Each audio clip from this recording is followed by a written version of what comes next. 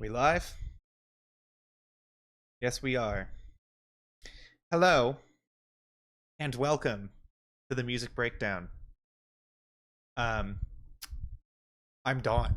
I forgot the intro. I'm sorry. Let's redo that. Hi, I'm Dawn, and welcome to the Music Breakdown. There we go. I nailed it that time. I'm going to quickly record something just for the sake of the YouTube channel, which will go up soon. And if you're watching on Twitch, you just have to bear with me. Why is it playing my I Spy Spooky Mansion clip? That is not what I clicked on anyway. Um, so,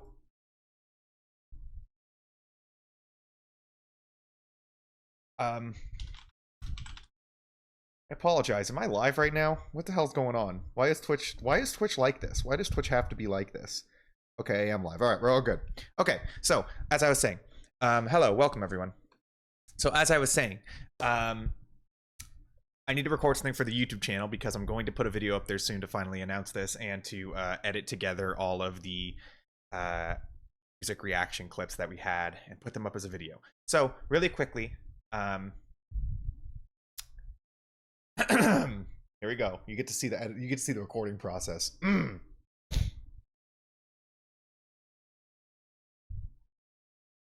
Hi, I'm Dawn, and welcome to the Music Breakdown.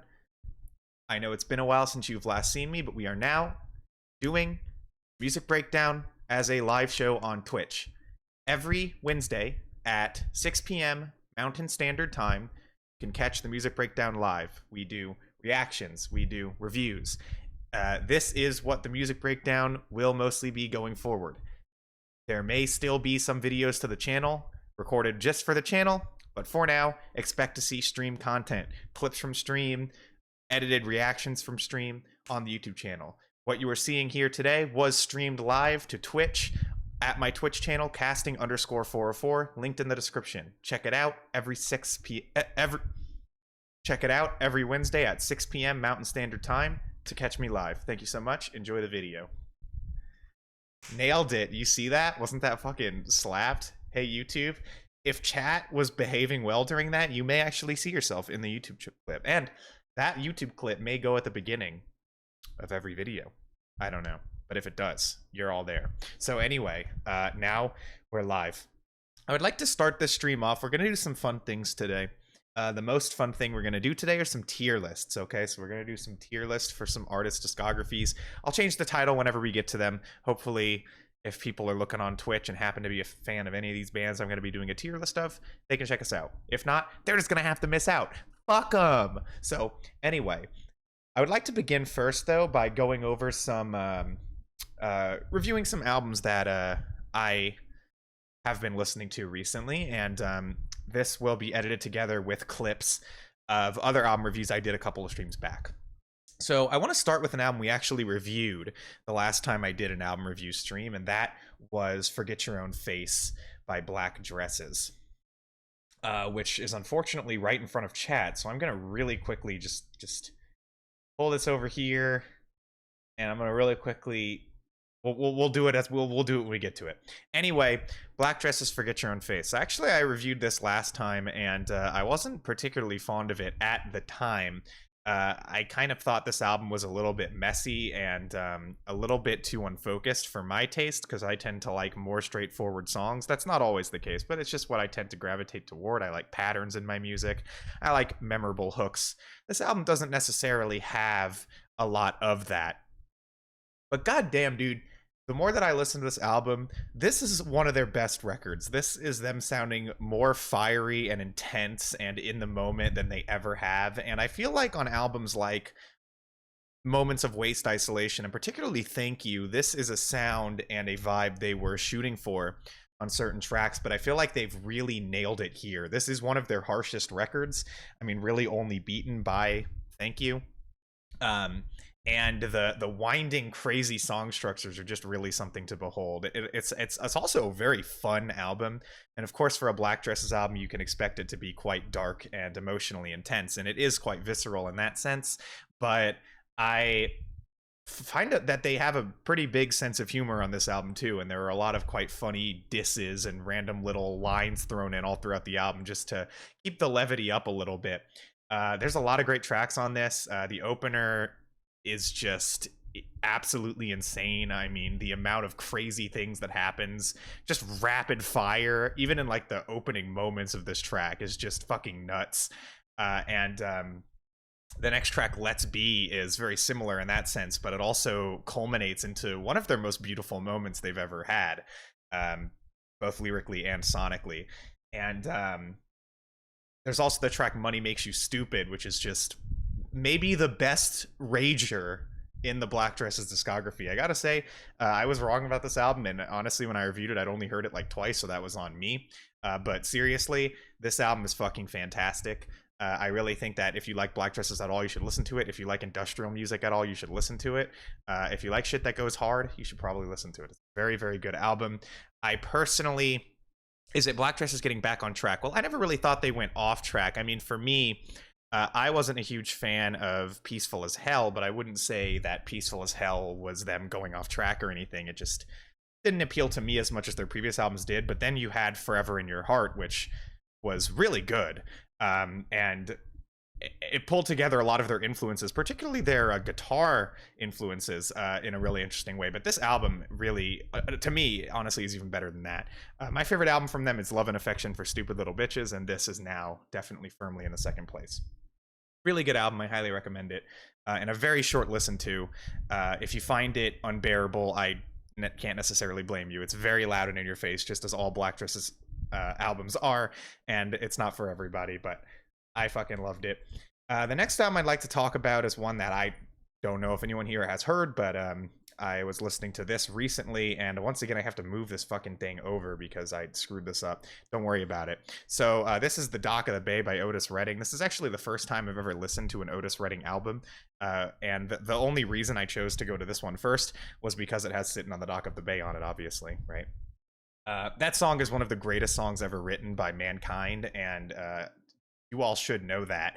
But you know, this album I found to be pretty disappointing because first of all, no song lives up to that track, but also the rest of the tracks in this album, you know, they're pretty good soul numbers or whatever, but I definitely wasn't as impressed with Otis's singing or the performances of the instrumentalists or the production or really anything else. It's a enjoyable album, but I need to check out more Otis Redding personally, because I'm really getting into soul music, and this for me, like for a soul legend like Otis Redding, it was definitely a little bit of a letdown for me. This was a posthumous release, and the track listing is quite messy, featuring tracks, some of which were like B-sides, and some of which were recorded for this album before he passed. And there's even a song that is lifted straight off of Otis Blue and tacked onto here too, so it's a bit of a weird track list, and you can kind of tell. But still, I thought it was good. I'll listen to more Otis Redding later. And finally, we're only going to do one more because I honestly have not had the time to listen to a ton of music lately, but this is Ants From Up There by Black Country New Road. I'm going to go ahead and move this once more time. Okay, perfect. Now we're good. So, last time I reviewed For the First Time, which... I was kind of late to that train, but I only just recently got around to listening to that too, and I really loved that album. I loved the personality. I loved the winding song structures, and there were some tracks on there that, I mean, will stick with me for a long time. I really enjoyed that album. And of course, this is their newest album. This came out, I think, in February or maybe in January. No, it was in February. And everybody went crazy for it. I'm pretty sure this is going to be a lot of people's album of the year, and I can totally understand that. I gotta be real though, for me, I've listened to this a ton, and personally, I honestly think I liked the debut more, which might be weird, but you know, a lot of the things I really liked about the debut aren't really the focus here, like the idiosyncratic and weird, silly lyrics, the like post-ironic kind of referential lyricism on that album really fit in the weird tension and anxiety of the record. They did a very strange combination of tones that really appealed to me. And here, whenever they do the kind of post-ironic reference lyricism kind of thing, it just kind of doesn't fit as much anymore, because this album is definitely a lot more serious and emotional. which is another aspect to it that I think is appealing to a lot of people, and it appealed to me as well. I mean, this is a very heavy breakup album, and some of these tracks are very, very moving. I think like The Place Where He Inserted the Blade and Concord and Snow Globes in particular, which is my favorite track off of this. It just spellbinding, just spellbinding. And Basketball Shoes as well. There are moments on this record where, you know, that emotion really gets cranked up to 11, and I think the band did an incredible job playing to that strength, and making a more depressing record, which, you know, that's cool. I like that kind of stuff, you know. But there's a couple things about the album that just I found a little bit underwhelming. I mean, this album is much more focused on the chamber orchestration than the last album was. You hear a lot of horns, strings, pianos. And I've seen people compare this to Arcade Fire, and I actually kind of agree. I do hear that influence here for sure. I just gotta say, I feel like the compositions and the songwriting here is just not good enough for me. Like, a lot of these tracks have some pretty awkward segues and transitions. A lot of their lead melodies just really aren't that strong, and there are like a track or two here where they play with some different kind of rhythms and time signatures, kind of like they did on the first album. But here, I sort of wish it was more conventional. I think with the sound of the album, going off in those directions just didn't really land as well here. I really enjoyed the album. I think the biggest flaw is that it's a very inconsistent record for me, because the first half of the album is a little bit all over the place. There are tracks that I'm not really that crazy about. The album opens in a way that I'm not crazy about. I don't really like the intro track, and then Chaos Space Marine is not one of my favorite songs, and it also sets the tone in a very weird kind of way. The first half of this album just struck me as very, very messy. I mean, Concord is an incredible track, but it's kind of the only one for the entire first half of this album for me, and that is one thing that let me down. The main positive about the album, the thing that really saves it, is that the final stretch, which is really just made up of the last 3 tracks, is so fucking good that it does ultimately save the album as a whole. I just don't know how many points I can give it for that, when ultimately a lot of the rest of it was kind of a little messy for me. So I enjoyed this album quite a bit, but I just think it didn't necessarily bring what I would have wanted the band to bring from their first album. And for an entirely new direction, it still feels to me a little bit hampered by the sound of their first album, and a little bit of growing pains. It is very good album. It is good album. Very good album. But yeah, that's all I have to say. It's a really good album. I mean, everybody's saying that, and I'm going to say that too, and you should check it out. So that's all I have for the album reviews. I know it's not a lot, but again, I haven't really been listening to a ton of music lately. Hopefully next time we'll have even more, but that just adds a little bit more to put a video together for the channel. You know what I'm saying. So I think we should just honestly at this point move on to the tier lists, which is going to be the most exciting part of the stream, let's be real. Really quickly, I would like to tell everybody, as you can see, oh, right there. Yeah, as you can see right there, for $5 donations or more, I will react to any song you want me to, as long as it's of a reasonable length. If you want me to react to a really long song or an album, just donate more. But with just $5, I'll react to and review any song you want. And that can be donated to either me, or currently can be donated to the Hooves for Hope charity fund that my Twitch channel, or not my Twitch channel, sorry, my streamer group, the streamer group that I am a part of, Ponies on Twitch, is doing. They have a goal of $1,000 of funding for Ukrainian aid. If you type !Hooves for Hope, or you scroll down in the description, you will find a link to that campaign. You can donate money to Ukrainian aid, and that would be lovely. So whatever you choose to do, $5 or more, I'll do a donation. If you do donate to Who's for Hope, you're going to have to tell me that you did in chat, and then I can go look, because unfortunately alerts for Tiltify are not working, so I have no way of knowing unless you tell me. Anyway, that's all that there is for that. Let's move on to the tier lists, which I'll pull up on window capture right now.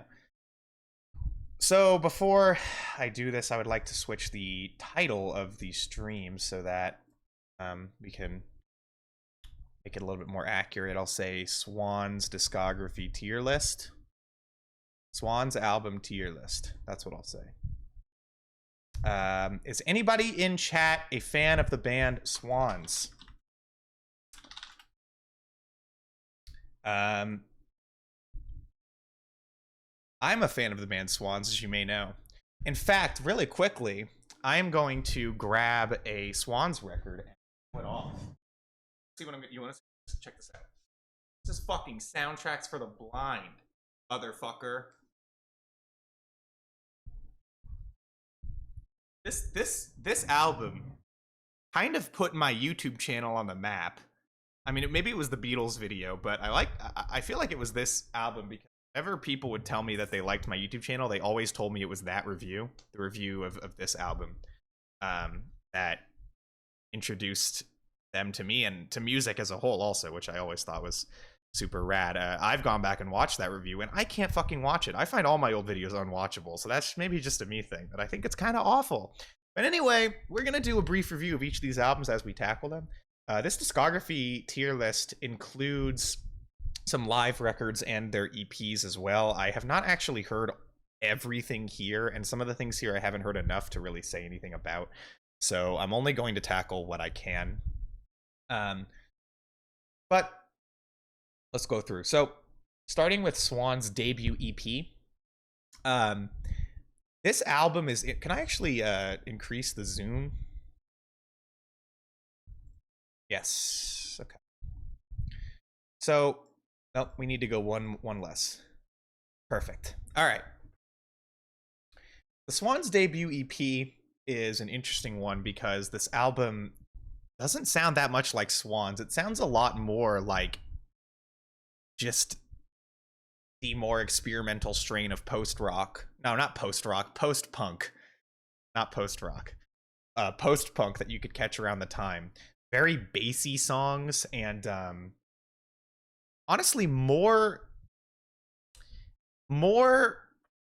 technical playing than you normally would expect from an early Swans record. Not that the playing is particularly technical, but it's just more than you would hear on their next few albums. There are even like saxophones and horn sections in these tracks. It does have the repetition I think you come to associate with early Swans, as well as the incredibly dark lyricism. But, you know, overall, it is an interesting debut because I feel like it really isn't until Filth that the band found their sound. For me, I'm going to put this in the C tier. I do like this EP. I just think when you're looking at the Swans discography as a whole, it gets overshadowed by pretty much everything else. It also isn't highly representative of their early sound in a way that makes it a worthwhile release to listen to until you've already become a fan at this point. It is a cool EP, but it certainly is overshadowed by what comes after. Sorry, I'm trying to get my fucking phone to sit in this tissue box in a way where I can actually read chat. And that, yes, my phone is in a tissue box. That's how I'm doing this. Okay. Perfect. All right. So that does it for their debut EP. Next, we move on to their debut studio album, and that is Filth. Now, Filth really pulls ahead in a lot of ways for me compared to the EP, but also, to be honest, compared to every other early Swans album, I think this is their best album for quite a while. It is the most memorable of the first four albums. It has the most memorable tracks, the hookiest vocal performances, as weird as it is to say, the best overall sound. It's thick, it's raw, the bass is massive. It doesn't matter which version of the album you listen to either. It didn't get as fucked over as other Swans albums did in terms of reissues and remasters. It pretty much always sounds great, which is very nice and convenient.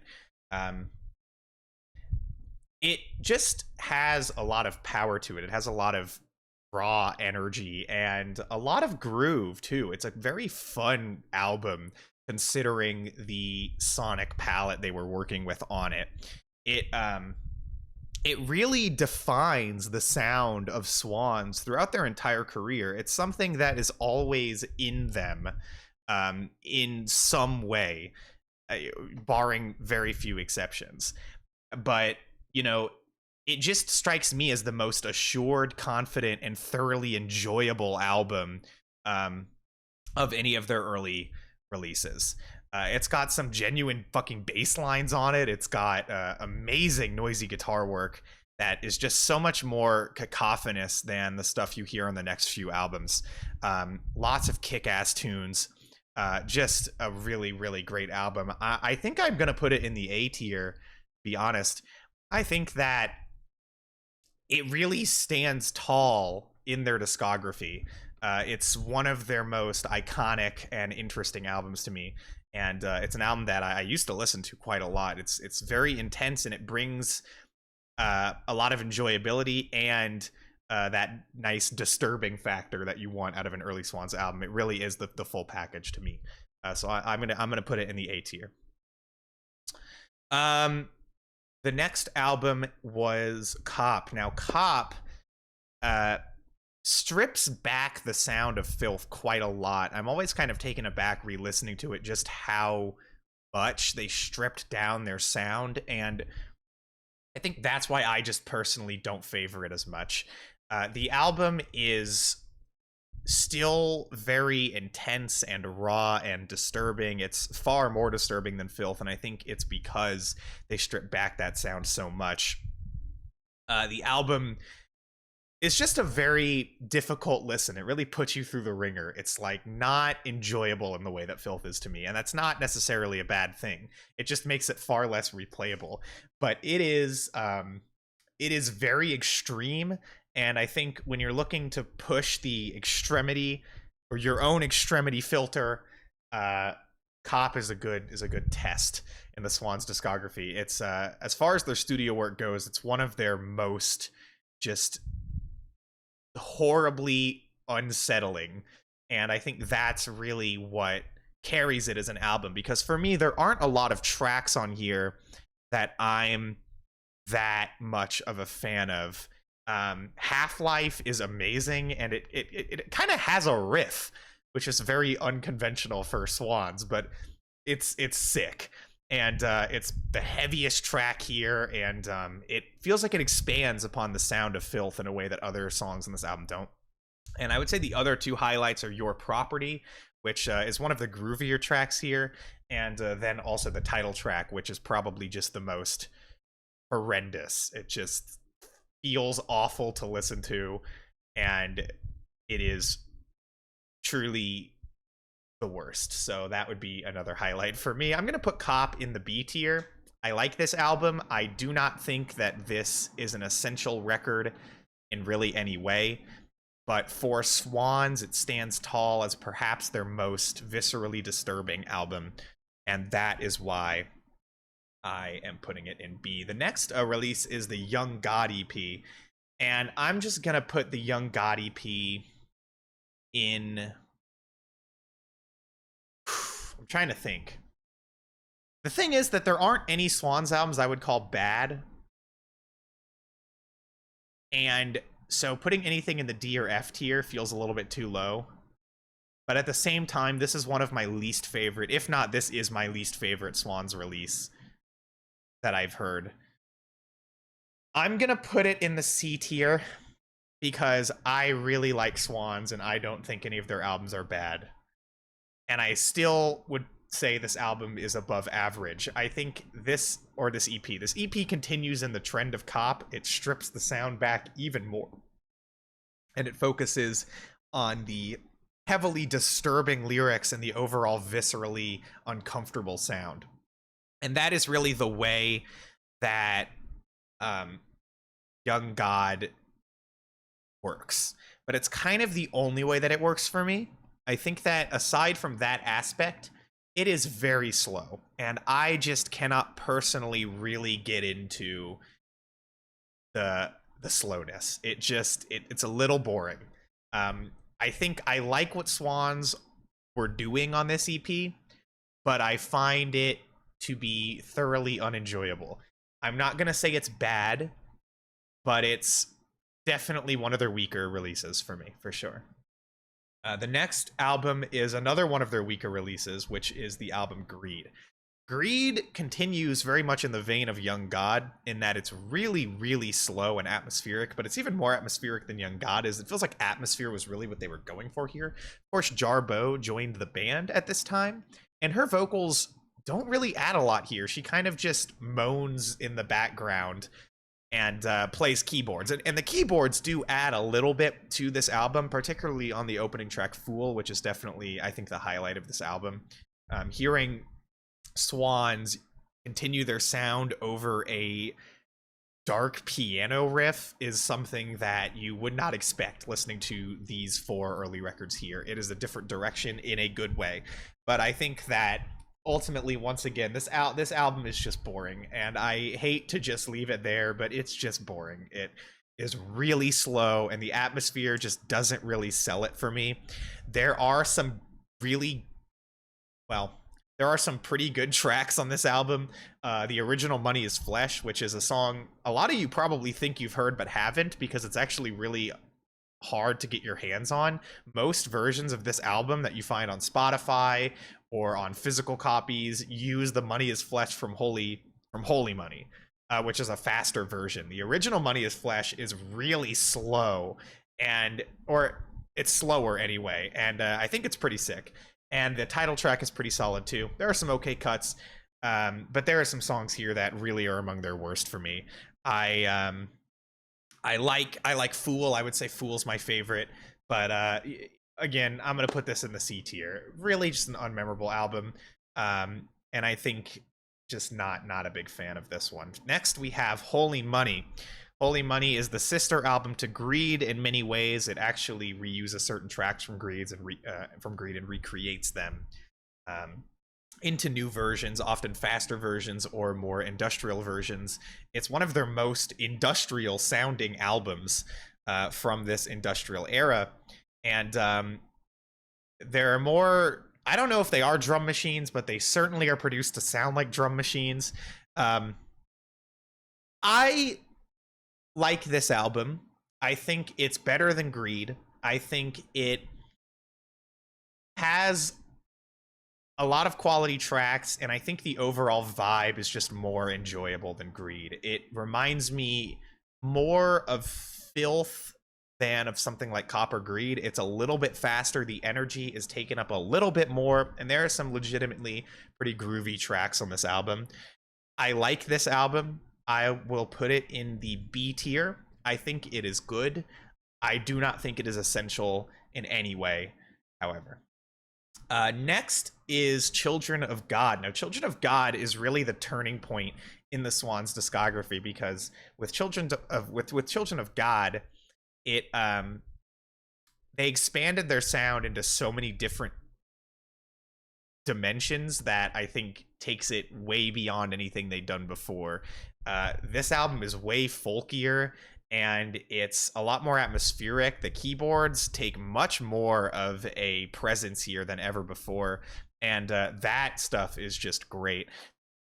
There are a few tracks that definitely call back to the album's previous, such as New Mind or Beautiful Child, but even these tracks feel so much more ambitious and even a little bit more song oriented than they did before. I think that the album also does a good job of really furthering its own concept of just the power of religious oppression. And the band really gets into this character so well and makes you believe in the raw power of religion in a negative way. But of course, that's always what you're going to get out of a Swans album. For me, Children of God is a good album, mostly because I like to hear them break away from what they did before, and I like that you can hear little hints and aspects of every single album that would come after this.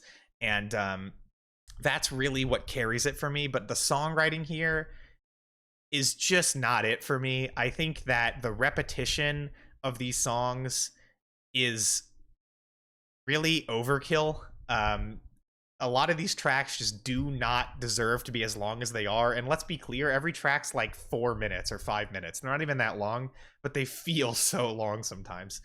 It just drags on a lot. It just, for an album that, you know, increased the ambition of Swans as a whole, it doesn't feel like they really took their songwriting to the new heights that they maybe should have. And I understand that it's Swans and that all of their songs are going to, you know, plod along and just repeat and repeat and repeat, but these songs just don't justify it with anything. They're not particularly satisfying, though there are moments, like there's a moment in Sex God Sex, which is just very lifting and really carries that track, and moments all across the album that really do seem to actually do something with all of the atmosphere that they've built up, but it's really uncommon. It also just has some pretty shit production at points, particularly the guitar, which sounds like crap on this album. I like this record, but it is not a masterpiece at all, in my opinion. And I'm gonna put it in the B tier. I think that it is an essential album, particularly in the Swans discography, because this is what allowed them to do everything they would do in the future. But that is about the most I will go for this album. It's just never been one that I've really gravitated toward. The only tracks on here that really stand tall in their overall discography are New Mind and Beautiful Child for me. Outside of that, there are a lot of quality tracks on here, but nothing really goes far enough, in my opinion. The next album is The Burning World, and this album was their major label breakthrough, except it wasn't a breakthrough at all because, of course, it was a terrible flop. They got Bill Laswell to do the production, and I think Bill Laswell might be the main artist behind this album in a lot of ways because his production work really defines its sound. And it can be a little bit corny, you know, there are a lot of like hand drums all over the album and string sections and extra little folky guitar bits that can sound a little cheesy, but I think the songwriting really sticks the landing for me on this album. I really like what they were doing here. I just think that maybe if they were able to do it a little bit more on their own terms, it might have turned out better, but I still think there are a lot of great tracks on this album. Personally, I love the opener, The River That Runs With Love Won't Run Dry. It's one of their catchiest tunes, a song with a legitimate verse chorus structure, as are most of the tracks here. It's just so odd to hear Swans do that. Especially if you listen to these albums in order, this album just sticks out like a sore thumb, but it kind of does so in a good way. I like this album. I think it has one of their best tracks with Goddamn the Sun, which is a song that I think has really outlived this album. One of their saddest tracks they've ever recorded. And just in general, this album has a certain kind of sadness to it, but it's a beautiful kind of sadness, and I like to hear that. I think this album is hampered by the cheese, and there are definitely some songs here that are just pretty weak, but I quite like this album, and I'm going to put it in the B tier. I think that, you know, maybe it was necessary for them to do something like this, for them to solidify where they wanted to go in the future, because this told them exactly what they didn't want to do anymore, but I quite like it. I do not think it's a bad album at all. We skipped over Public Castration, which I'm well aware of, but I only ever listened to that album once, and that was kind of enough for me. It was pretty insane, but maybe one day I'll have more to say about it. So anyway, moving on to White Light from the Mouth of Infinity. So White Light from the Mouth of Infinity is an album where I think Swans are able to do something entirely new with a lot of the influences they were working with on the last two albums. I think that the sound of this album is just far more expansive than anything they've ever done. It sort of suggests beauty, but it's constantly holding itself back from that with just the raw power of Swans, the drumming, the bass work. There are tracks here that are pretty intense, but it's Jarbo's keyboard work and the songwriting and the production that make it feel like it's a completely different tone from anything before it. Lyrically, it is a real downer, and I think that I like the gothic vibes all over this album. This has some really phenomenal tracks on it. Like Love Will Save You, which is one of their best for me, Miracle of Love, and some other tracks that I really like on this album. But I mean, it's very, very, very good. It is a little bit too long. Even in the original version before they added Blind, it's a little bit too long. And a lot of these songs could have been cut down a little bit. Either that, or there is like a track or two here that shouldn't even be on the album. It just drags a little bit on the whole. It doesn't come together into the most cohesive album package for me, but it's got a lot of great songs and it has a great sound. I like this album a lot. I'm going to put it in... I'm going to put it in the B tier. I think. No. You know what? I'll put it in the A tier. It's an A minus, but I don't think it belongs with the other albums before it. Also, it's got one of their best album arts, so that is that. All right. Next up is Love of Life. Love of Life is interesting. I think while it does come across like a rehash of White Light from the Mouth of Infinity, I actually think it's different in a lot of ways. First of all, the song lengths are shorter, which I actually kind of appreciate. I don't think these songs drag as hard as the White Light ones occasionally do. There's just something about being hit with like 5-minute track after 5-minute track after 5-minute track after 6-minute track after 7-minute track on White Light, which just makes those songs feel a little bit longer.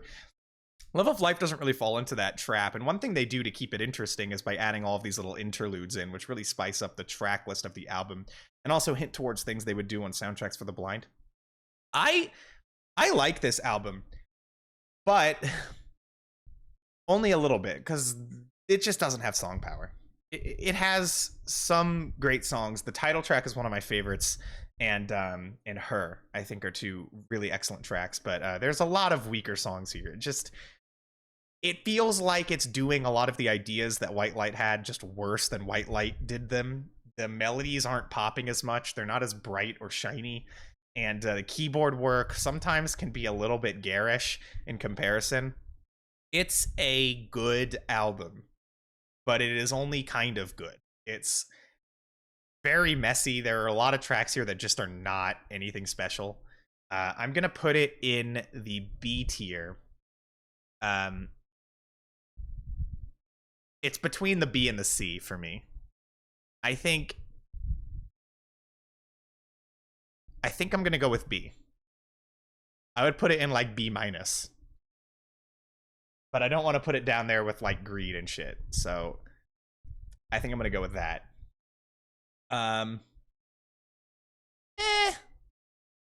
We'll think about it. Maybe I'll move it down. Whatever the case, it's fine. So the next album is The Great Annihilator, and this is where Swans really becomes one of my favorite bands. The Great Annihilator is just amazing. It takes the gothic sounds they've been working with as well as their older sounds and combines them into a new amazing formula. This album is dark. This album is tense. This album is also full of great fucking songwriting a lot of the time. I mean, it's definitely more Swansy than most conventional songs might be, but they wrote a series of really, really good songs. And when it comes to making really repetitive tracks, they've just gotten better at it. These songs don't feel like they're just dragging themselves out. These songs finally feel like they're falling into place in just the right way. There are so many just like S-tier Swans tracks on The Great Annihilator.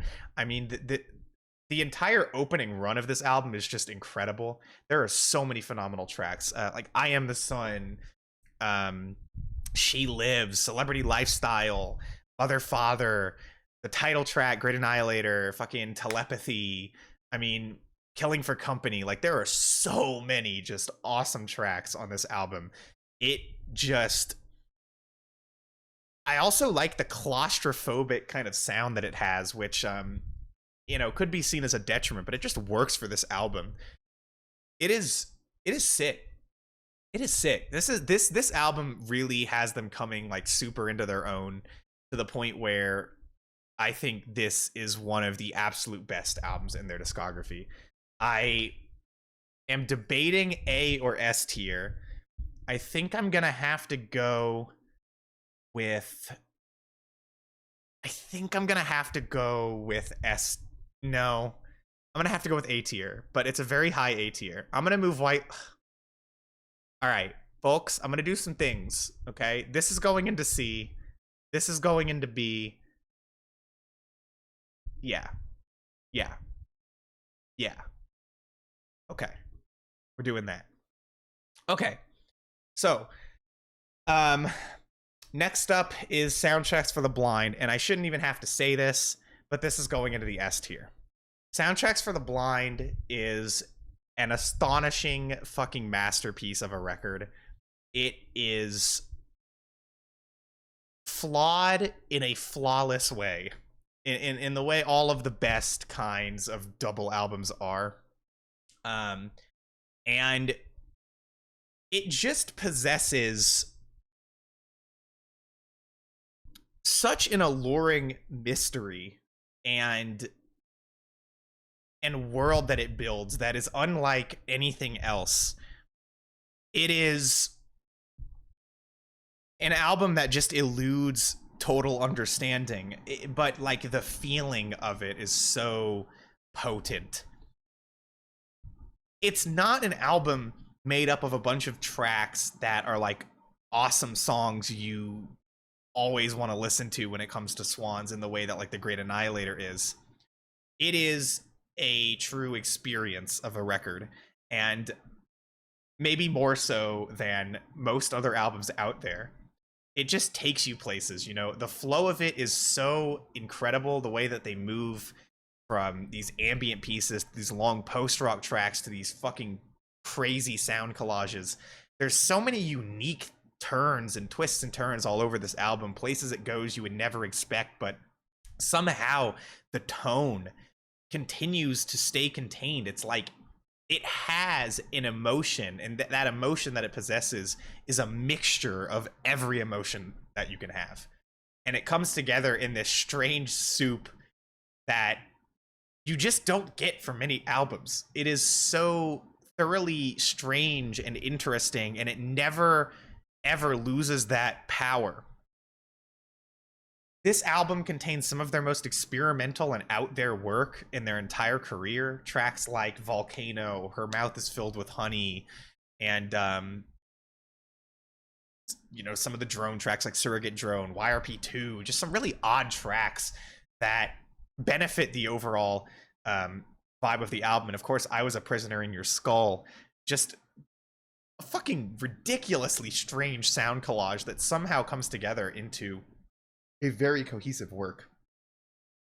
I think it's amazing, more than anything else, how they were able to sequence all of these tracks together and make it flow in a cinematic and satisfying way. Because there really is so much disparate material all across this. It is strange. It is strange and unique, and one of the masterpieces of the Swans discography. If it isn't the masterpiece of the Swans discography. But they are just one of those bands. You know, there are like criticisms I have for certain tracks throughout the album, but there are no criticisms I have of the album. And it's almost like the White Album in that way, you know, not to just always compare every double album to the White Album, but it is flawed in a perfect way. And just a truly unique, surreal experience that you can't pass up in your life. Next up is the live LP, the only live LP I'm actually going to even rank here, but that's Swans Are Dead. I'm going to put it in the A. Swans Are Dead is hampered a lot by the fact that it's 2 discs, and one disc is so vastly outshines the other one that the other one might as well not even exist. Would I ever want to listen to this entire double disc set again? Not really. But god damn it, the black disc, the first disc, is absolutely breathtaking. It is one of, if not perhaps the best work in the Swans discography. This live disc captures some of the most stunning live performances you will ever hear. It builds upon soundtracks and guides into what the band would do in their post-Reformation era, which leaves it in a very unique place. These songs just are packed with some of the most cathartic emotion in the Swans discography. It is a highly, highly emotive piece of work. And the production for a live recording on this black disc is insane. I cannot believe how good it sounds. And some of these tracks, like the live version of Blood Promise, the live version of Low Life Form, Feel Happiness, Not Alone. These are songs that were made for this particular live performance, not Blood Promise, but Feel Happiness, Low Life Form, and No Alone. And that really makes this live album easier to listen to because it stands on its own, almost as its own album. A lot of these tracks don't appear on other albums, and any of the tracks that do almost never sound anything like the original. The only one that does is I Am the Sun, but even then it's a new version. It is definitely a new version. It's just more similar to the original than anything else is here. The Jarbo cuts on this are fucking awesome. Like, this black disc is S tier. The white disc is like B tier at best. It just has nothing memorable about it, and anything that's great about it you could already get on Soundtracks for the Blind. That's why I have to put it in the A, but the black disc is something you cannot skip. I would recommend just listening to that. Go on Spotify, listen to disc 1 of this. Just do yourself a favor. It is something else. It is really something else. So that goes in the A tier. After this point, the band broke up. Jarbo left, and they come back together in 2009. I think they reformed and put out the album My Father Will Guide Me Up a Rope to the Sky in 2010, and I'm putting this in the A tier. I fucking love this album. It sees them coming back together with a new sound, a bluesier sound, and a more straightforward rock sound than they have had before, which is to say it's still a Swans album, and I love just the way they loaded up all these instruments, the dulcimers, the bells. The percussion work on this album is just amazing. And like, some of these tracks are just so fucking good. The opener, No Words, No Thoughts, is one of my favorite Swan songs, period. It just progresses in such an amazing way. It is so fucking rad. There are so many rad tracks in this album, and I love the folkier cuts too, which have some weird, disturbing lyricism. And just all throughout this record, there is just great fucking performances, really good lyrics, and just some crazy memorable songs. I really, really like this record. I think that, you know, it does stand in the shadow a little bit of some of the albums that would come after, but it's really only because I think it's still them trying to find the sound that they would further find on the next record. But in my opinion, it is almost just as good as some of the best of that material. So I'm putting it in the A tier for sure. Next up is The Seer. And The Seer, I'm going to put in the A tier. It is just barely missing the S tier, but I'm going to put it in the A tier. The Seer is... No. I'm going to put it in the S tier. Fuck it. I'm going to put The Seer in the S tier. The Seer is fucking insane. This is just such an audacious album. The sheer audacity of the band for making this album. When you think about the place this album holds in the discography today, I don't think this really is as apparent as it would have been when this came out. To come back in your second album after you've reformed with a fucking 2-hour double album, and to have the song lengths of this length, like 30 minutes, 20 minutes, multiple 20-minute songs, a 30-minute track. This is not something that Swans did before. Okay, like, the longest their songs would get were like 17 minutes. Like, they had some really long tracks, but that's not really what they were known for necessarily. This album really cemented that as an aspect of their music, I think, more so than anything else did, aside from maybe some of their live work. The atmosphere and the world that this album builds is just up there with the best of their work. It's similar to Soundtracks in the way that it builds this world that you just want to get lost in. And for me, it's a very visual album. It just puts imagery in my head, you know, the atmosphere, the world that it builds. I see things when I listen to it. I see it all, you could say. I apologize for that. And I also really love how both discs take a slightly different approach to that atmosphere. The first disc is much more terrifying, visceral, and uncomfortable and disturbing. It's the freakiest that Swans have maybe ever sounded, and it still manages to completely kick ass. And I love the way the folk influences blend with the post-rock influences here, like on Mother of the World, which just transitions seamlessly between these freakish hypnotic rock sections and then the slow, soft, serene, and creepy folk section. It's so unique. That's one of my favorite Swans tracks. Lunacy is one of my favorite Swans tracks. I mean, what on this album isn't one of my favorite Swans tracks? Like maybe 2 tracks here? Like, this album is amazing. They just did something so ambitious and pushed their sound to such a new place in this record. There's no way to deny it. I have to give it S. I have to give it S. And I mean, I haven't even mentioned just how brilliant the second disc is here. The second disc is even better than the first, and the first was already just so awesome. But in the second disc, you have like Song for a Warrior, which is the prettiest song that Swans have maybe ever made. At least it's up there in terms of sounding pretty without really undercutting it in just about any way. Avatar is one of their most martial and epic tracks. It calls imageries of battles and stuff to my head, and you have A Piece of the Sky, which has an incredibly unique structure, and then The Apostate, which has the band just going ham in a way that they rarely ever do. This album is just phenomenal. It is just so good, and I feel like the more and more time goes by, the more and more I realize how this really is one of the best albums of all time, without a doubt. Next up is To Be Kind, which S tier. S tier! In fact, I'm going to put it at the front because this is personally my favorite Swans album. Okay. This record is just... This record just... It makes me grin just thinking about it. It's an album that just puts a fucking grin on my face. Listening to it, talking about it, thinking about it. It does something with the sound that Swans have been building up. These long songs with long, slow builds to satisfying, like, progressions and climax moments that you see happen sometime on The Seer and sometimes on Soundtracks of the Blind and sometimes on, well, actually a lot on Swans Are Dead. But they perfected the formula on this album, and in a way that I just do not think that any other band ever can.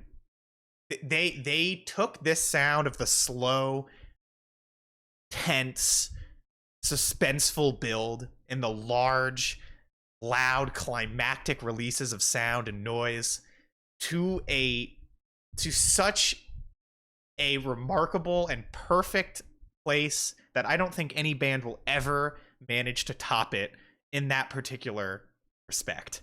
If that's what you want out of music, nothing will deliver it as well as this album will, and I'm just gonna say it. I mean, that's how I remember feeling when I got into this album. I wanted to find more music that would give me the experience that like every single song on this record does, and I just never have. You know, I've found songs that come close, but this album just kicks the ass of anything else that goes for this sound. I think when it comes to making long songs, Swans prove themselves to be the kings on this album. The way that these songs repetitively but subtly shift. I mean, even though they'll take one little groove and just hammer it out for the course of a song, they always build little subtle intricacies into it that the more and more you listen to the album, the more and more things you notice, the more and more rhythmic elements you notice, the more and more instrumental like shifts you'll notice. The guitar work will occasionally play slightly different licks, the bass will play slightly different licks just all throughout to keep things interesting and make sure that it never gets boring. And these builds are just perfectly timed. Sometimes they take just a little bit too long, and then when they finally release, you realize how much the amount of time they took was necessary.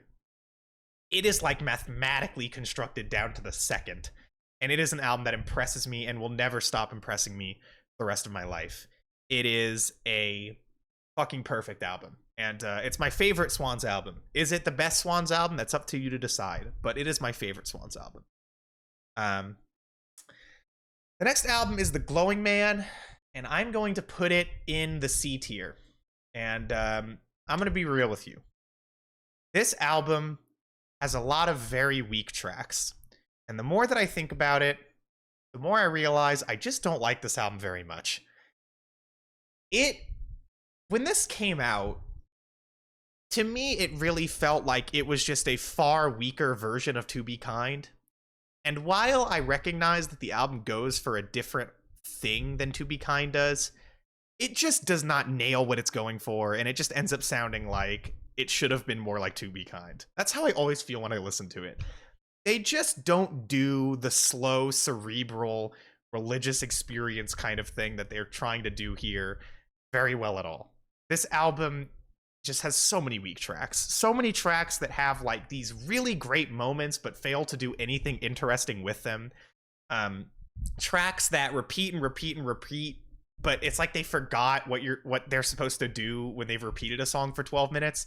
And people will say that, oh, well, this album's more about atmosphere. It's more about like, you know, the vibe and stuff. And that is definitely true, but the band does such a bad job of presenting that as their goal here, because you have songs like the opening track, which is an atmospheric cut where it's like, okay, I can see what they're doing here, but then at the end they feel the need to give it one of these epic climaxes, and it just completely kills the song. So it's either you do the whole repetitive build to a loud finish idea, or you try to do something atmospheric, restrained, and cerebral. And they couldn't decide on this album.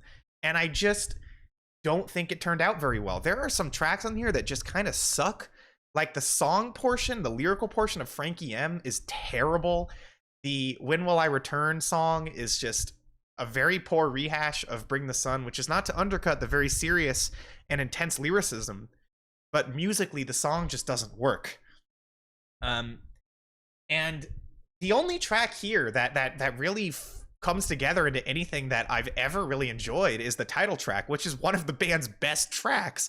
But the thing about it is that at the end of the day, this is a song that continues with a lot of the same ideas of To Be Kind, and there's absolutely nothing wrong with that. But that's what I'm saying. It's like, why couldn't the whole album just have done that then? Because they fucking killed it on this song, on The Glowing Man. It is amazing. The 3 sections of this song are all just some of the best work they've ever done. It's one of the most intense and climactic and insane tracks of their career, and it is a fucking barn burner. But it's the only song like it on this album, and all the other ones just fail to do anything with their time. This album is 2 hours, and it's just where I really started to feel like, you know, I get that this is a trilogy of records or whatever, but they need to start cutting the damn length down, because this just, for me, this one just wasn't it. This one just was not it. I know a lot of fans love this album. There are people who like this the most out of the 3 post-Reformation albums and stuff. It's just not for me. I just feel like the band failed to do anything with what they were trying to work with here, really. And aside from the title track, this album is just not a favorite for me.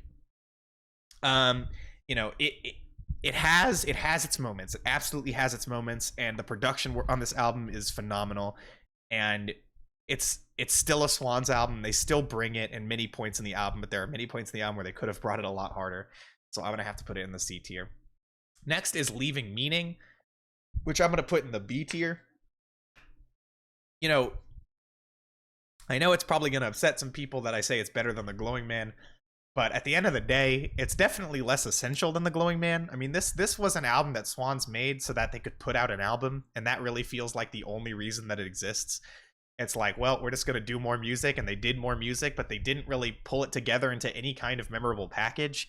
At least The Glowing Man had that going for it, and to be clear, there is no song here that comes nearly to the heights of The Glowing Man title track. It just feels like a Swans album for the fans, and I think it's perfectly good as that. I did a review of this on my YouTube channel, and watching it back somewhat recently, I pretty much agreed with everything that I said. I think this is a solid album. It just has it's just messy. It has their worst song, which is Some New Things. Some New Things is the song that appalled me when I first heard it. It appalls me to this day. I cannot believe that a band as good as Swans made a song that is that fucking god-awful. I just cannot believe it. But it does have, yeah, It's Coming, It's Real. That's a good example of an amazing track on this album. It's just that it doesn't really flow into an overall cohesive album experience in a way that really brings out even more to the song in the way other albums do. It's good. It's an album you listen to if you're a fan, but it is overlong. It is it is unnecessary. It just doesn't feel like it really took the band into any new interesting directions. And it feels like a rehash of The Glowing Man and even sometimes To Be Kind at points. It just has a lot of good tracks on it, and that's all I can say about it. I'm not gonna rank any of these. I've heard Deturisu. I've never heard this. Get out of here. I've never heard this, and I've heard this once, but I don't want to rank them. So this is our Swans tier list. Let me reconsider really quickly because there's a couple picks I'm not sure about. I think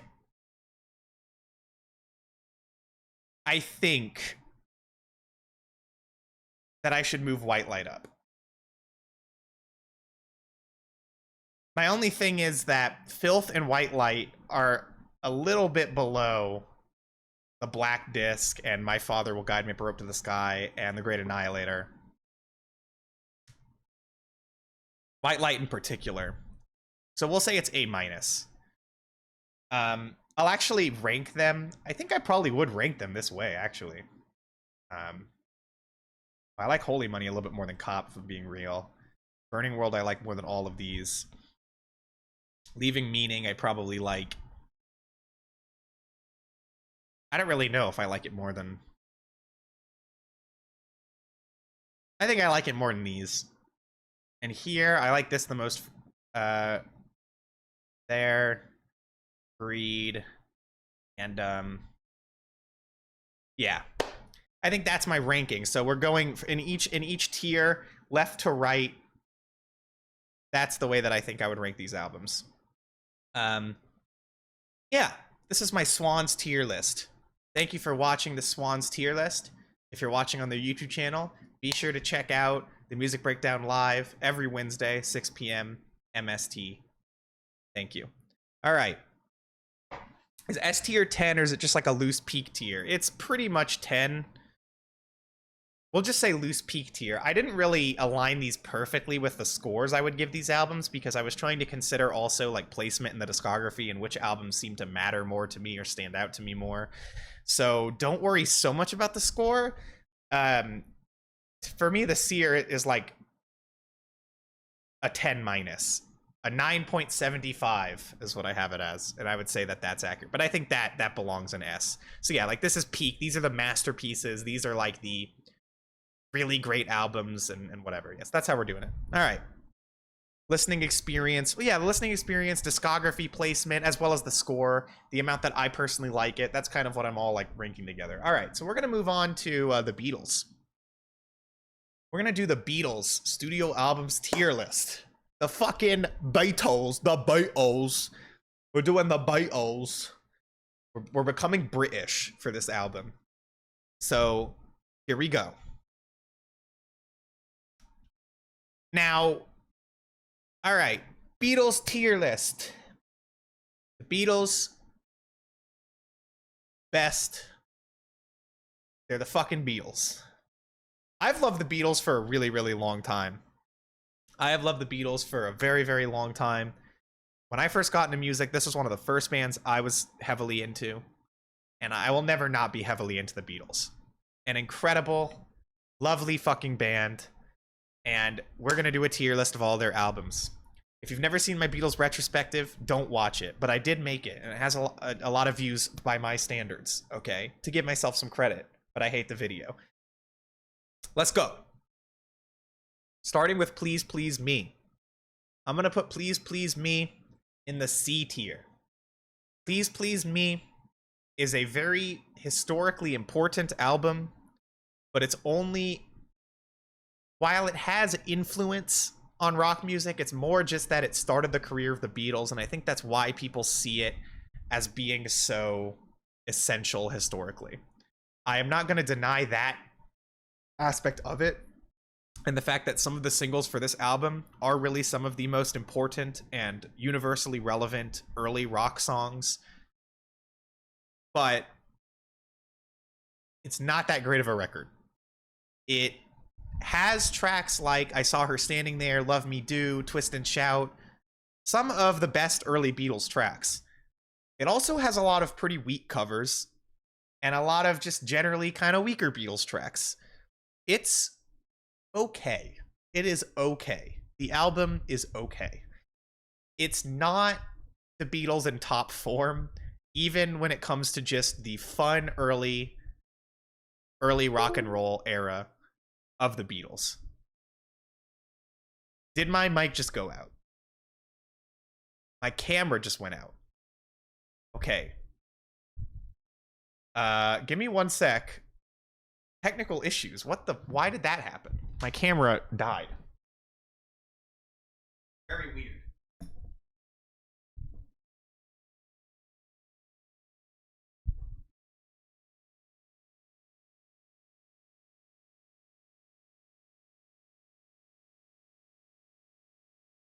If it never comes back, then I'm just gonna have to turn it off. Because I don't really know what to do. Let's see, hold on.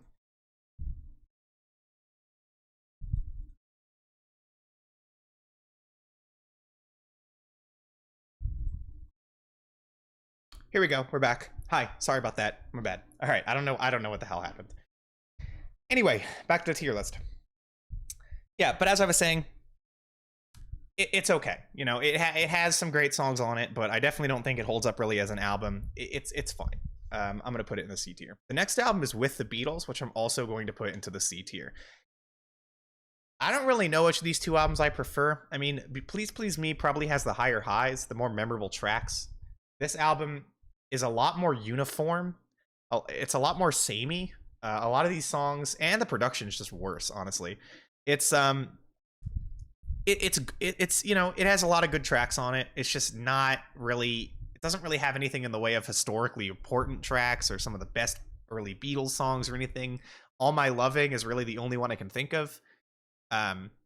This is a good album, but in the broader Beatles discography, it has even less importance than Please Please Me. It's enjoyable. It just doesn't go any further than that, and it doesn't really see them expanding their sound in any way whatsoever. If anything, it honestly sees them regressing a little bit, because Please Please Me had a little bit more in the way of variety than this album does. So that's where I would put that. The next album is Hard Day's Night, which I'm putting in the B tier. Hard Day's Night is one of the best early Beatles albums. It has tons of great tracks. It is highly entertaining, lots of memorable songs. The particular soundtrack section of this album is just great. I mean, the film is amazing. You know, the film is a classic, and the songs that are in the film are classics as well. I mean, Hard Day's Night, Can't Buy Me Love, you know, fucking I Love Her and I Love Her. That's the name of the song. Fucking And I Love Her. Wait a minute, we don't have a Beatles album up here. What am I doing? I still got a Swans album.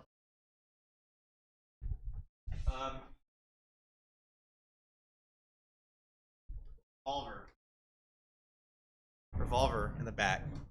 My bad. Anyway. Yeah, but Hard Day's Night is just a very entertaining album. I think it's a lot better than Please Please Me and With the Beatles.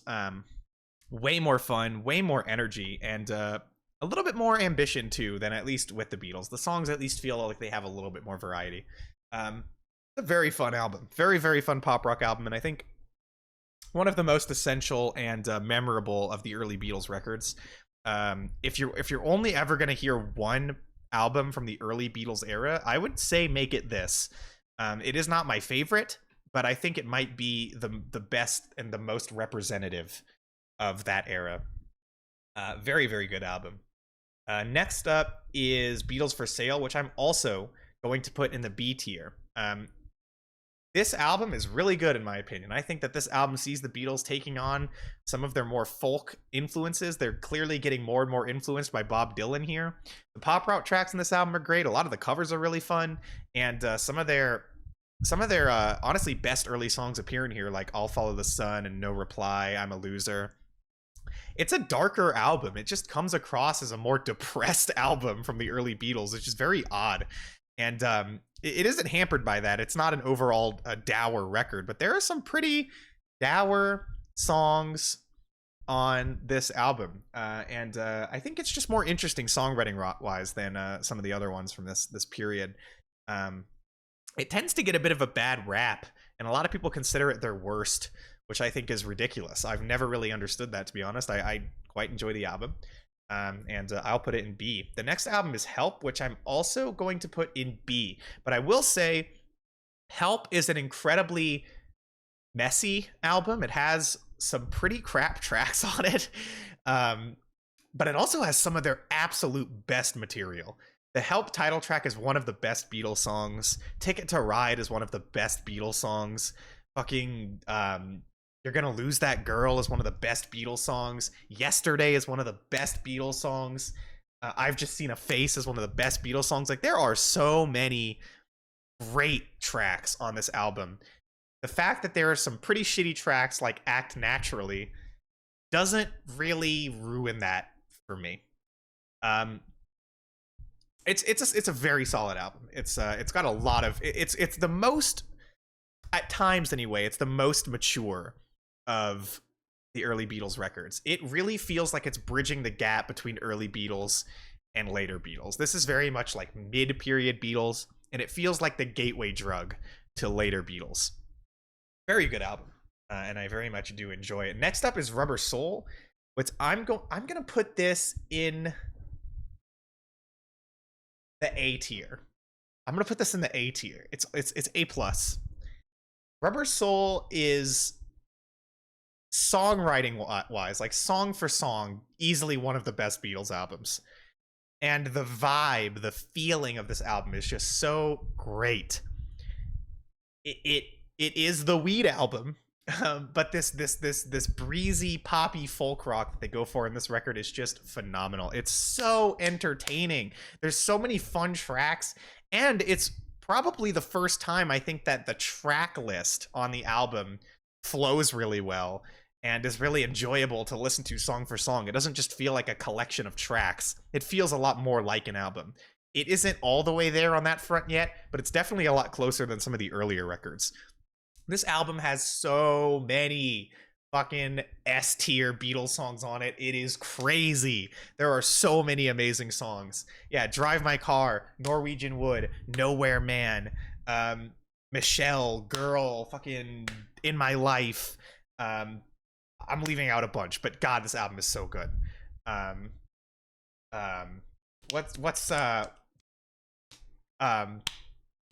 You Won't See Me. That's another one of my favorites.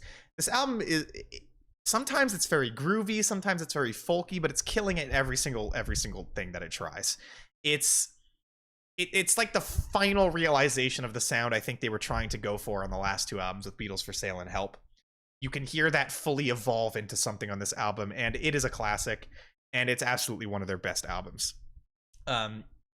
You know, I wouldn't say it's very sad. It can be sad, but this album has a big sense of humor and a little bit of a mean streak too. There's some pretty mean tracks on this, but I mean, I just love all of it. I just think that this is one of their most personable and enjoyable albums, and it has so many of their best songs. So that's why I have to give it A tier. Next up, we're gonna go for Revolver, which is an S tier. Okay, S tier album. And this tier list is gonna be really funny, but I fucking love the Beatles. Revolver is just such a massive step forward in so many ways. I mean, songwriting wise, this album song for song is damn near perfect. There is not even a remotely weak track on this album. Track for track, what an incredible collection of songs.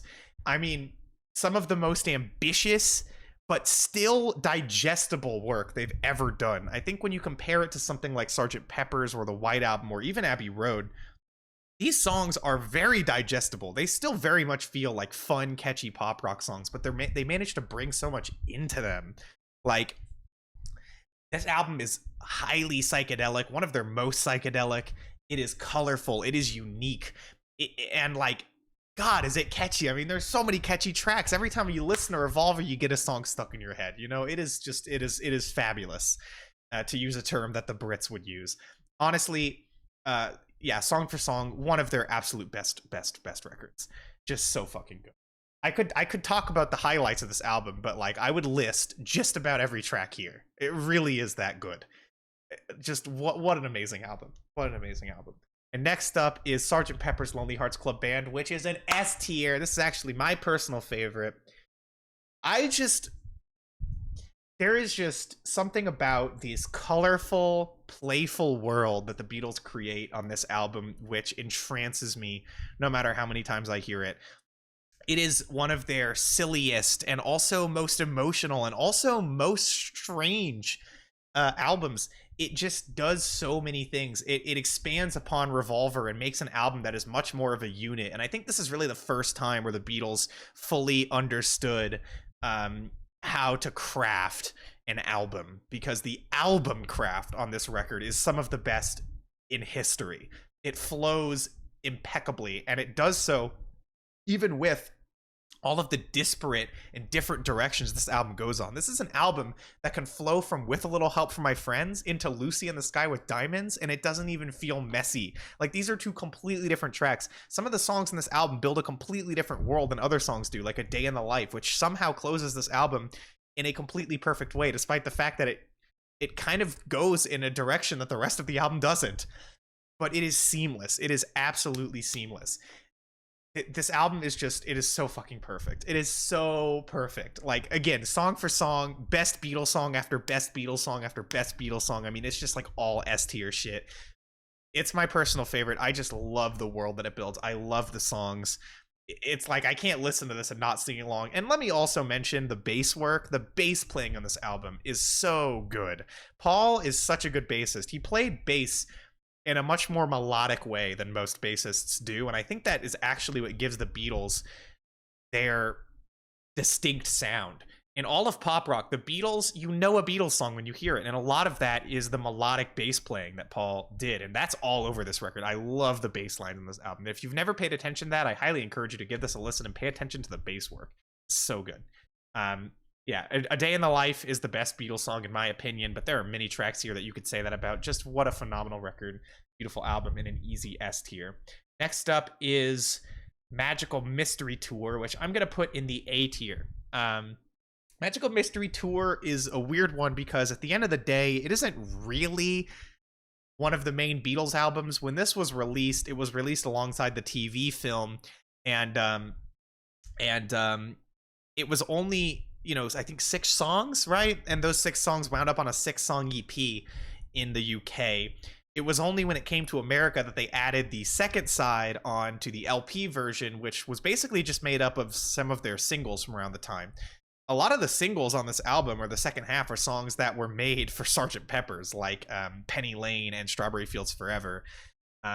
And they very much do continue to have that sound, but there is a particular keyboard tone that I associate with this album that I definitely don't with Sgt. Pepper's. That, like, there's this, I don't even know how to describe it. There is just a keyboard tone that is a Magical Mystery Tour keyboard tone, and I hope you know what I'm talking about. It has a pretty distinct and consistent sound, even from the first side to the second, even though in a way the second side wasn't really designed for the album. But we'll talk about it as if it was all meant to be this way. I mean, the first side of this album is quite messy, is the thing, like, and it makes sense because it is a soundtrack for a really weird, off the beaten path kind of movie. But it does have I Am the Walrus on it. I mean, for God's sakes, you know, that song, on some days, that's my favorite Beatles song. I mean, the way that it builds with instrumentation, the way that each verse sounds different than the last, just the creativity of the vocal parts and the string sections and the amazing bridge, and then that outro, which just blows my mind. What an amazing song.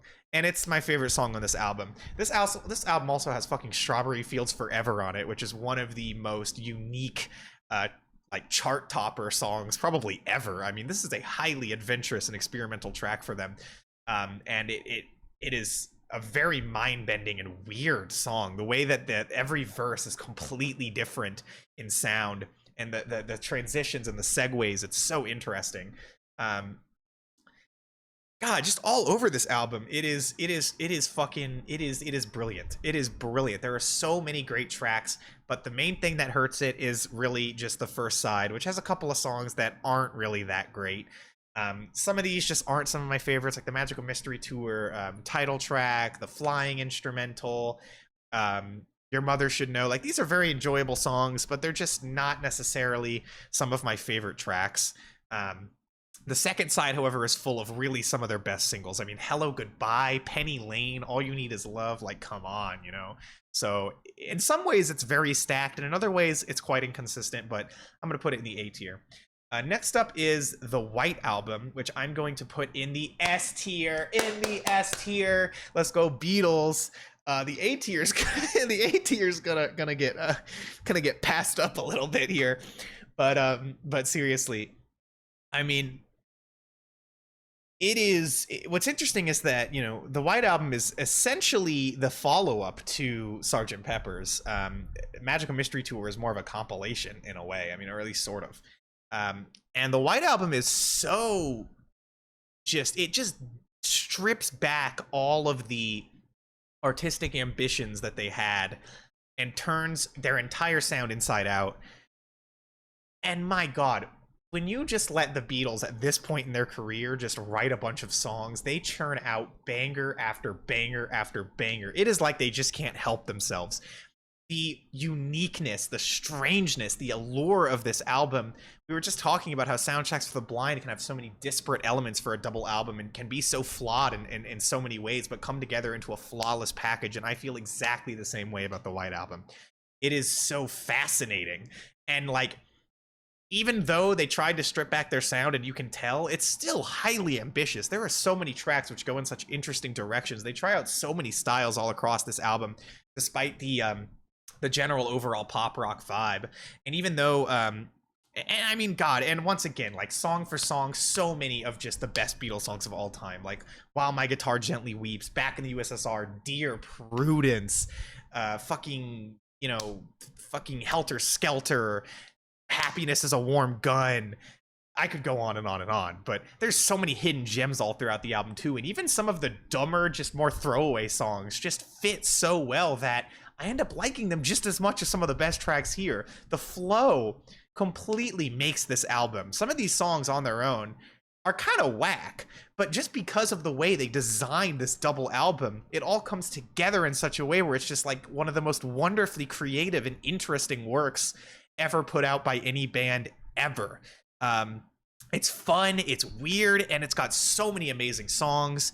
And I mean, it is bold too, like with Revolution 9 on this album, which is one of the most interesting and coolest, most unique tracks in their entire discography, pulling from Sound Collage, just a straight up sound collage piece for a band who was topping the charts consistently. And I don't think people nowadays don't like realize how kind of insane that is. You could never imagine that happening with any of the popular acts today. Not saying it'll never happen again, but it is really pretty fucking crazy.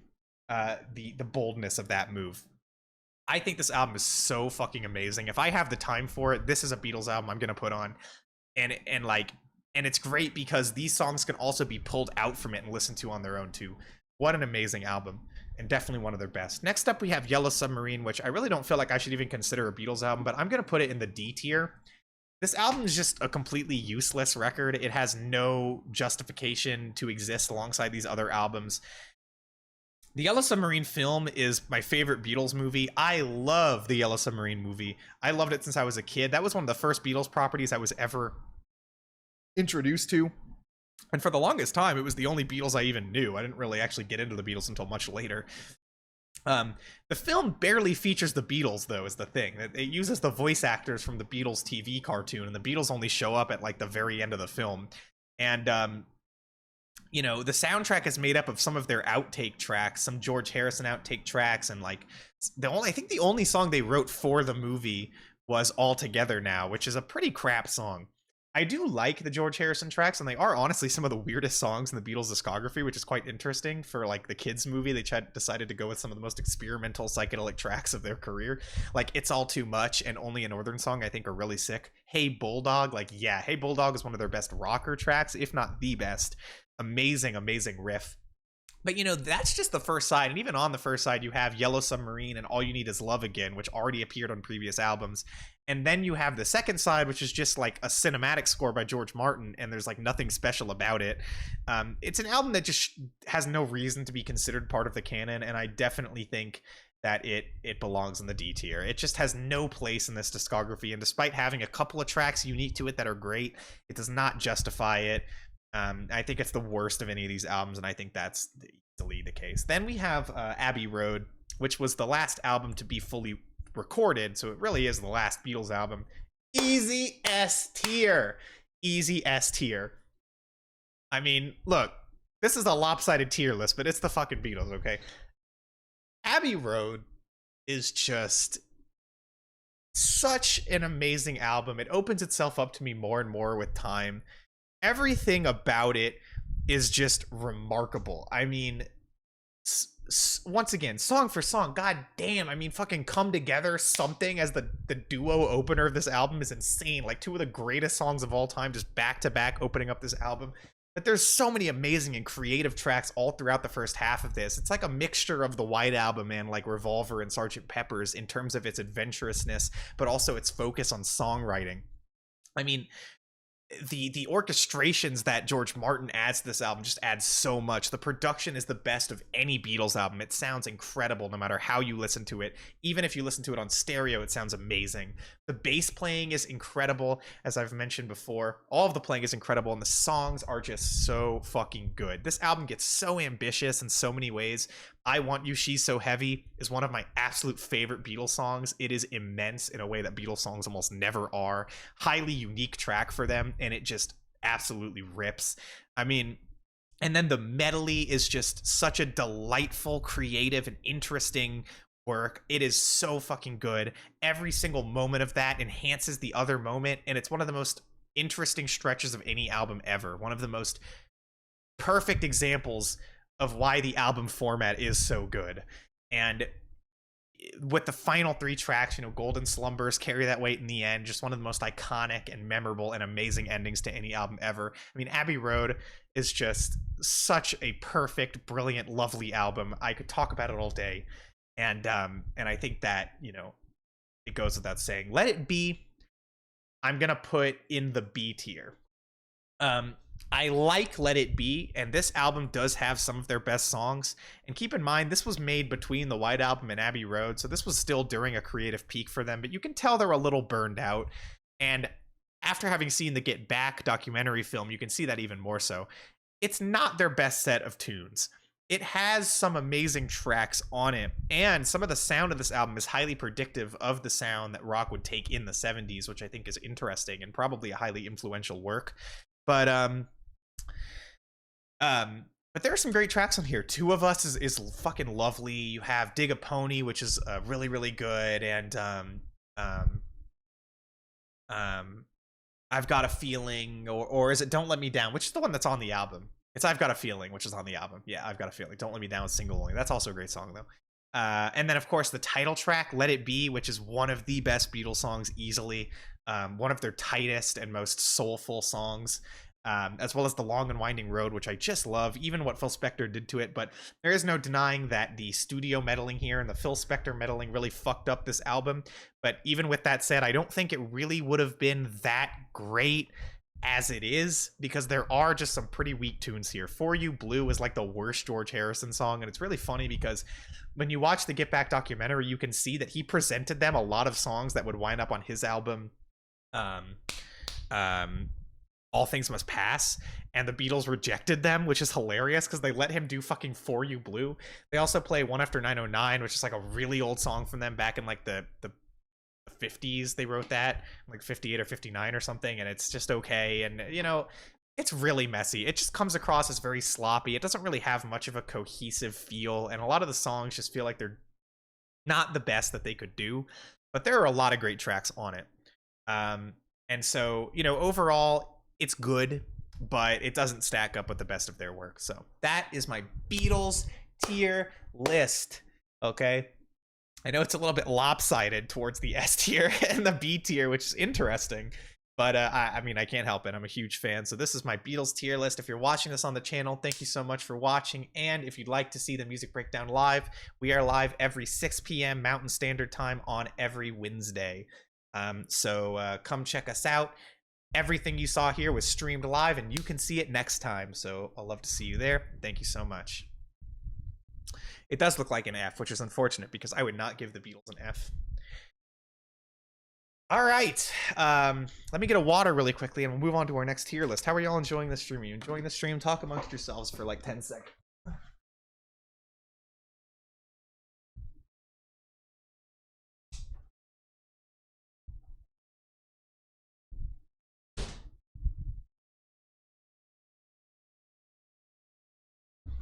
Hope it's going well for you because it's going quite well for me. I'm having a blast.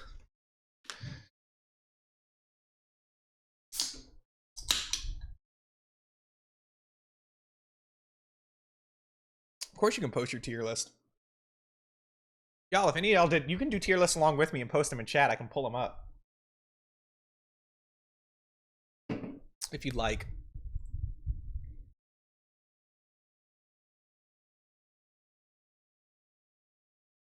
I'll have to do it in the downtime, though, because again, these are going to turn into videos for the channel, so I don't want them to be interrupted by me looking at people's tier lists. Let's check out Pazuzu's. I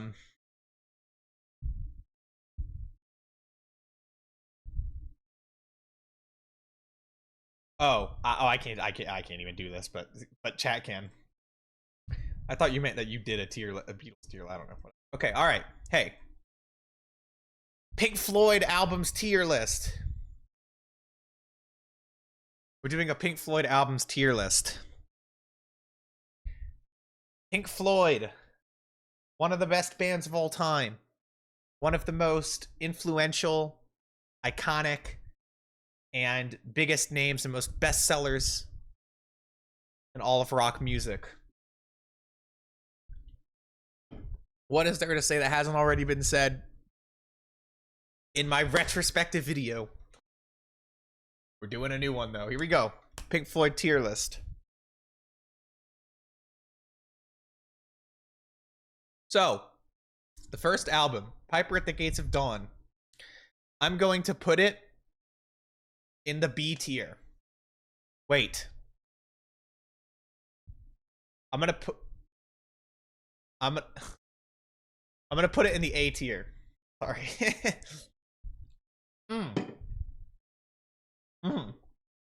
A tier.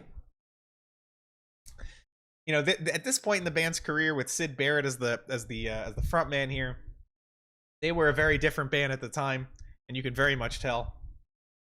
But highly creative and weird and adventurous, and experimental compared to what they would later be. It's a weird album. It's a very playful album. It can be very funny. It can be very freaky. It can do a whole lot of things. It's a really versatile record, and it's definitely my favorite of any Syd Barrett stuff out there. I think it's a bit lopsided side to side, because the second side has a lot of the sillier tracks just kind of lodged on it, and I do wish it was a bit more balanced overall. But yeah, like Interstellar Overdrive does fucking rule, and so many fucking tracks rule. I mean, it's a sick album. Astronomy Domine, Take Up Thy Stethoscope and Walk, Lucifer Sam, Interstellar Overdrive, Bike. Tons of fucking great tracks. The Gnome is hilarious. Very enjoyable album. Very creative album. It does have some low points for me, but I cannot deny its place in the discography and honestly just how great of an album it is. Next up is Saucerful of Secrets, which I will put in the B tier. I really enjoy Saucerful of Secrets. I think it does a lot of things right. It has a lot of really good tracks on it, but I definitely don't think it has the highlights that Piper at the Gates of Dawn has. And also, Piper at the Gates of Dawn has my name in it, so I'm a little bit biased. But Saucerful of Secrets is pretty sick. I like a lot of these tracks. I just, again, are there any S-tier Floyd songs on this album? Not really. And the second side, after the experimental track, I feel like it loses me a little bit. The last two tracks are a little weak in comparison to some of the other ones, in my opinion. But it's a good album. It's a very good album. Next up is More, which I'm going to put in the D tier. I think that More is lame. It just, the songs portion of this album are definitely not some of the best Pink Floyd songs. They're just okay. There's a great song here or there, but nothing that really makes this worth listening to. And then the second side, which is mostly featuring the soundtrack pieces, can get pretty terrible at points. It is not really a good album. I think D might be a bit harsh, but in the not only do I not think this album is really any good, but in the overall discography of Pink Floyd, this is one of the most forgettable and useless releases that they have, which is why I'm putting it in the D. But I say it's a bad album, not really, but in the overall context of their discography, it is a completely useless release that isn't really interesting in any way. Next up is Ummagumma, which I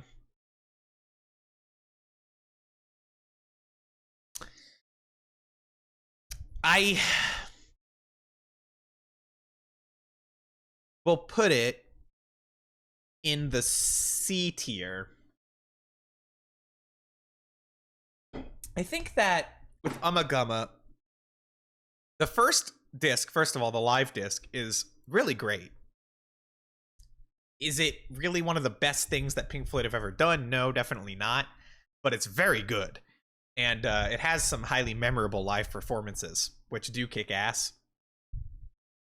The studio disc fucking sucks. it has some okay moments here or there. Sisyphus has its moments, but overall comes across very amateur. And The Narrow Way is pretty good. But some of Pink Floyd's lowest low points do wind up on this studio disc. You know, this album overall balances out a little bit, and I do think it at least has a place in the discography as a very strange and unique album. And it has its place in their history too, because it's really where you hear that them at the place where they don't know what the fuck they're doing anymore, which in a way is kind of interesting. It's not terrible, it's just that it really has some low points. It really has some low points. So I'm gonna have to put it in the C tier.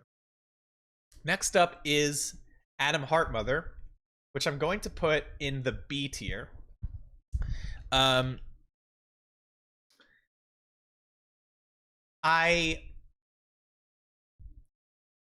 like this album a lot. I think that it's a very delightful, pleasant, more serene, and happy kind of Pink Floyd album, while still allowing itself to get pretty fucking weird. I like the title track a lot. I like some of the songs, the 3 songs that they wrote. Some of them aren't that great. Some of them are great, but really not the band's best material.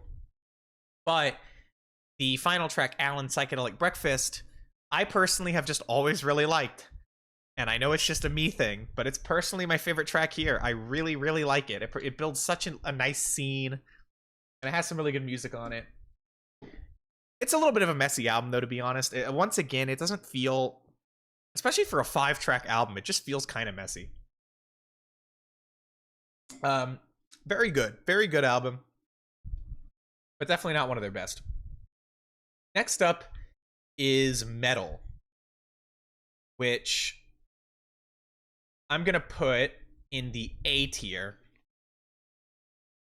This is one of their best albums in my opinion, for me. I think that Metal is amazing. I think that Metal is amazing.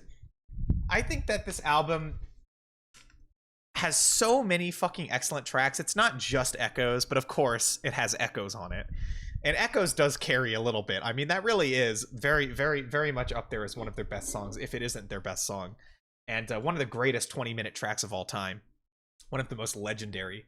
But the first disc of this too, I mean, One of These Days just kicks ass as an opener. It's one of their most hard rocking tunes in a good way. And A Pillow of Winds and Fearless are just amazing as well. This is a really, really, really strong album. I love that they're really starting to get a grasp on what their kind of relaxing, more serene brand of rock music is going to be.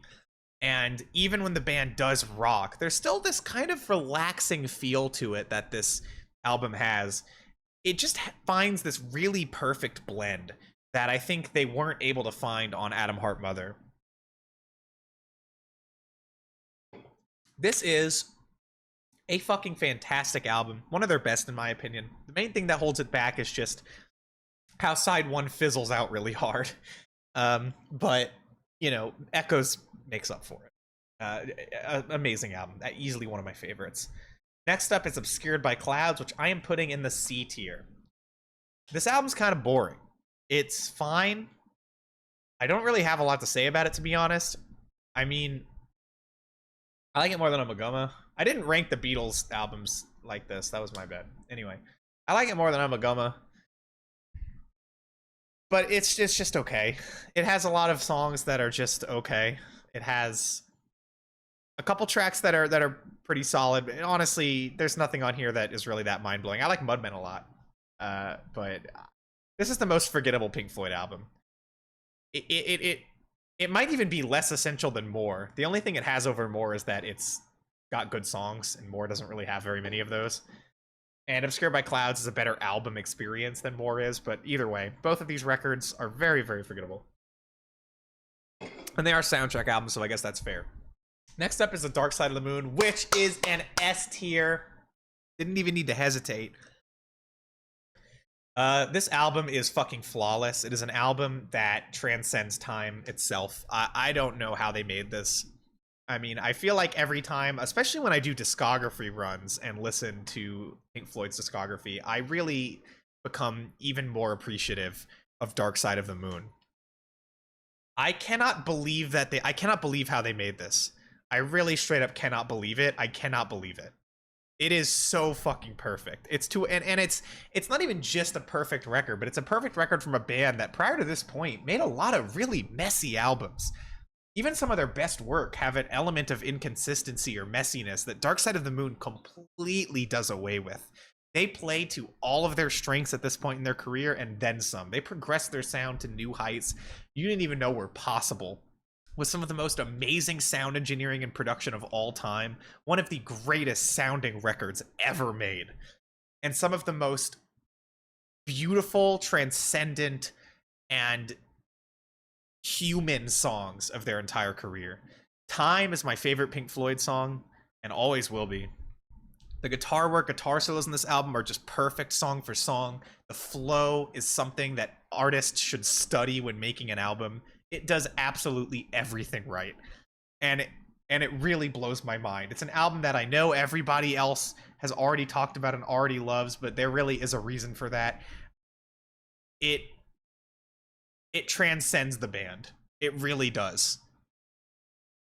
And so that's an S tier. Next up is Wish You Were Here, which I'm going to put in the A tier. Wish You Were Here is a much classier sounding album than any other Pink Floyd album out there. And in a kind of ironic way.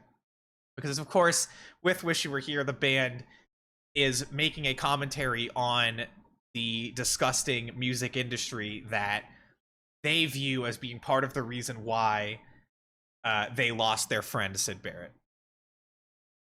It's a very critical album, and when you have a song like Have a Cigar, that criticism is very biting and it's very angry.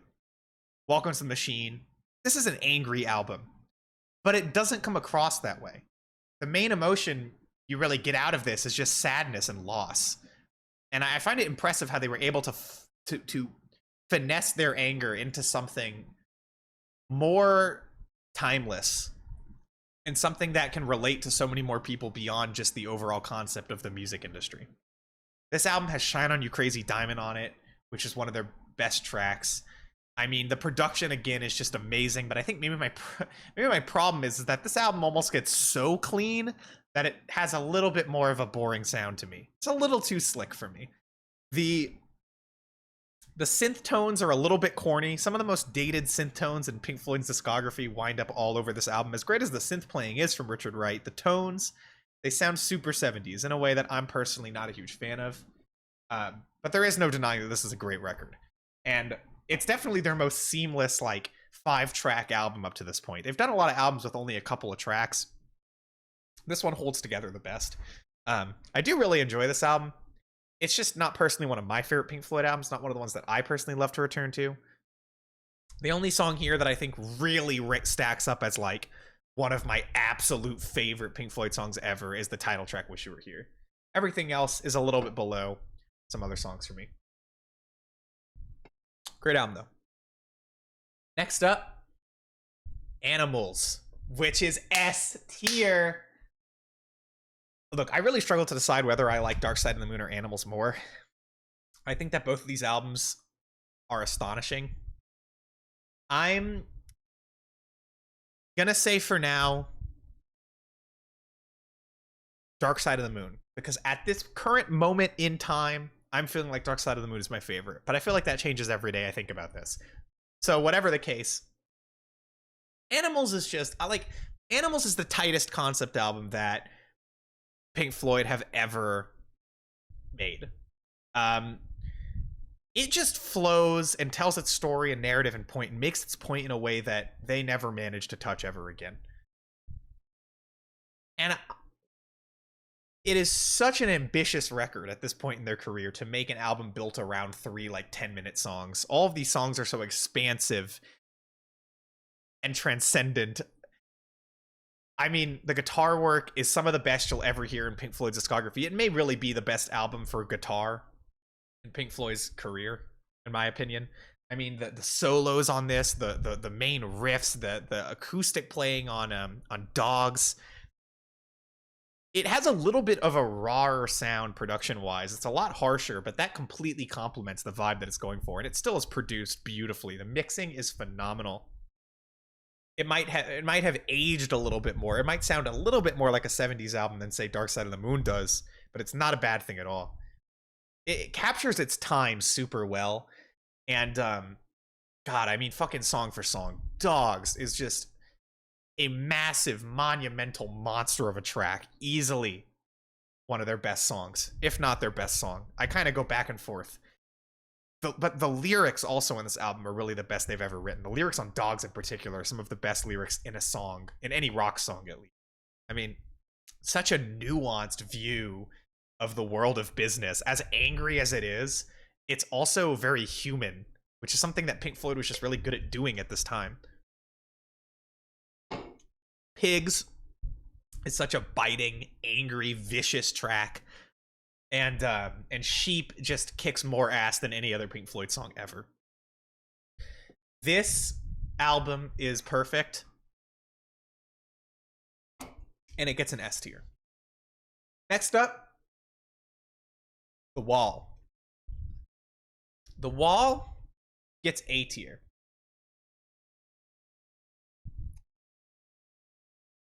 Well,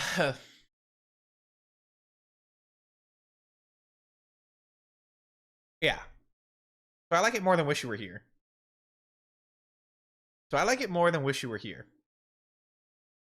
I don't know. Actually.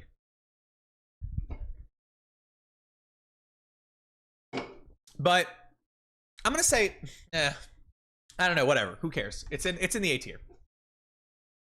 The Wall attempts to say a little bit too much in all fairness. Because watching the film makes the whole thing work better. And I think after seeing the film, even people who don't like this album will understand way more what the point of it was and what it was going for. The film is amazing. The film gets an A tier, S tier, I don't know, A tier. The album falls short of that a little bit, I think. But it's still full of just so many of Pink Floyd's best and most iconic tracks. And I still think that the overall point and story it tries to tell works really well. It just feels like the whole aspect of war and fascism is really greatly understated and highly confusing on this album. Whereas in the film, it makes way more sense. And I think that's really the most interesting thing that The Wall has to say. But musically, the album is really good. I think the flow of it is just so unique and strange. It gets kind of surreal at points. It's a little slow, but kind of in a good way. It really makes those famous tracks stand out even more. Of course, it has some of the best songs in Pink Floyd's career, like Comfortably Numb and In the Flesh and Hey You. and Mother, and just so many. But it's also just really ambitious and unique and creative. Doesn't sound as much like Pink Floyd as other Pink Floyd albums do. It's starting to sound more like the Roger Waters project, but it still works. Amazing production again, iconic songs, a great story, an ambitious work. It's really, really good. I think the film overshadows it for me, and after having seen the film, I probably ended up liking the album a little bit less just because it doesn't reach those highs. I highly encourage any Pink Floyd fan, if you have not seen the film, to just go watch it. It's definitely more interesting, and it says a lot more politically. Gets more at what Roger Waters was trying to say with this album. But all that said, the album still works super well, and it gets an A tier. Next up is A Momentary Lapse of Reason, which gets F tier. A Momentary Lapse of Reason is a fucking dumpster fire. I mean, and it's honestly kind of funny because it is the most 80s ass 80s album in the worst way possible. Oh, I skipped the final cut. The final cut gets a C tier, and I won't elaborate. So A Momentary Lapse of Reason is just the most 80s ass 80s album to ever exist. It is so fucking bad sounding. It has some of the absolute worst goddamn production I've ever heard. The mix is okay, but the way everything sounds like it was filtered through a synthesizer, it is so fucking gross. The songs absolutely suck. The only song on here that has lived on in any capacity is Learning to Fly, which does admittedly have a good chorus, but god, the song just sounds so cheesy. There is just so many cheesy ass songs all over this album. Even some of the better cuts, like On the Turning Away, are just fucking boring. It is such a goddamn lame album. Pathetically lame album. It's the kind of album that exists for mockery. It's just so bad. The Dogs of War is hilarious. The Dogs of War is so fucking funny. It's the funniest song in the Pink Floyd catalog. It's like David Gilmour trying to do a Roger Waters track and failing so miserably. It's so funny. When this album isn't funny, it's just boring. It is a real piece of shit, and it is absolutely, easily, without a doubt, the worst album they ever made. And if anybody even tries to dispute that, I can immediately not take their opinion seriously. I'm just kidding. But god, this album fucking sucks. So that's my take on that. Next up, The Division Bell, which I'm going to put in the D tier. I'm not gonna lie. This album also is kind of fucking lame. And I feel like when I listen to it, anytime I actually choose to try to listen to a song from this, I realize how much why the reason is that I never went back and listened to this again, because it fucking sucks. Does it have good songs on it? Yes. It has more good songs than Momentary Lapse of Reason does. There's no doubt about it. It definitely shows the band trying to sound more like their glory days, but I think they just fall so flat. Even High Hopes, not that great. Like, there just really isn't anything that's that great on this album. It's just fucking lame. Like, the production is a little too clean and pristine to the point where it sounds kind of sleazy. It is not a very good album. Is it terrible? No. Does it have some good tracks? Yeah. But, god. Overall, one of the weakest albums. Then we have The Endless River, which I guess... I mean, look, at the end of the day, The Division Bell is the last Pink Floyd album, right? As like a little bonus, I'll put this in the C. It's fine. I mean, it's absolutely fucking fine. If we're talking about in the grand scheme of the discography, I'd have to give it like a D, I guess, because it's really useless. But at the end of the day, it's like a coda. It was put out to honor Richard Wright, and you do hear some great Richard Wright work on this album. A lot of Division Bell instrumental outtakes, which somehow kind of don't sound as bad as the Division Bell often does. It's very boring, very lame. You can study to it. That's about the only thing it has going for it, but I wouldn't call it a bad album in any means, and it's perfectly fine for what it is. I would put it in the C tier. There are even moments throughout it where it's kind of all right. Yeah, I could go between C or D for this one, but I'll put it in C. If I can put Ummagumma in C, then I can put this in C. Okay. In fact, I mean, I think it's a better album than Ummagumma. But... and that is my Pink Floyd tier list. That is my Pink Floyd tier list. If you're watching on YouTube, thanks for watching. I really appreciate it. You can check out the Music Breakdown live every Wednesday at 6 p.m. 6 p.m. Let me I'm gonna cut that part out. We're gonna do that again. And that's been the Pink Floyd tier list. If you're watching on YouTube, you can check out the Music Breakdown live every Wednesday at 6 p.m. Mountain Standard Time, MST. I hope to see you there live. Every part of this video that you watched was streamed live, and you can see it next time. So I hope to see you there. Thanks for watching. I did not screw it. Shut up. They don't need to know. They don't need to know. They don't need to know. All right. Wait, I never changed the fucking title. You guys didn't tell me I never changed the title. Shit, dude. Should have told me. Did somebody tell me that and I just didn't see? God damn it. Dude, I could have actually gotten views if I could have picked up viewers if I put Beatles tier list. God damn it. Ugh. Whatever. You win some, you lose some. I forgot Final Cut and the Pink Floyd vinyl. God damn, shut up! Final Cut is on here. Fuck, I kept the you guys suck. You don't help me out at all. Probably do, and I just don't look. Alright. Doing Arcade Fire now? Is that what I said? Yeah. Doing Arcade Fire, right? Isn't that what I put in the... Yeah. Alright. Fuck. We're gonna pull out Arcade... There you go. It's the suburbs. God damn it, y'all. Yeah, you probably did try to help me out and I just didn't see it. So anyway. Alright. Arcade Fire tier list. Canadian cock band Arcade Fire. Not a lot of albums to work with here. Oh, this doesn't say F. Alright, now it does. Not a lot of albums to work with here. So, I'll do what I can. Alright. Yeah, right off the bat, Funeral S tier. Funeral is the best album in the Arcade Fire discography. This is one of the best albums of all time. This is one of the most magical, spellbinding records of all time. One of the most profoundly emotional and moving, nostalgic, beautiful fucking albums ever made. Absolute top tier of indie rock. Song for song, this album they killed it so hard on this debut. It's kind of insane, like, to think about. It is a beautiful record. The compositions are gorgeous. And it just has magic to it, which is what I love to hear in an album with all this chamber instrumentation. I love to hear magic, and you really get it on this album. It's just a very, very moving record. So many songs in this that just will never get old for me. And I mean, in many ways, this changed the face of popular indie music. And Arcade Fire would do that again as well.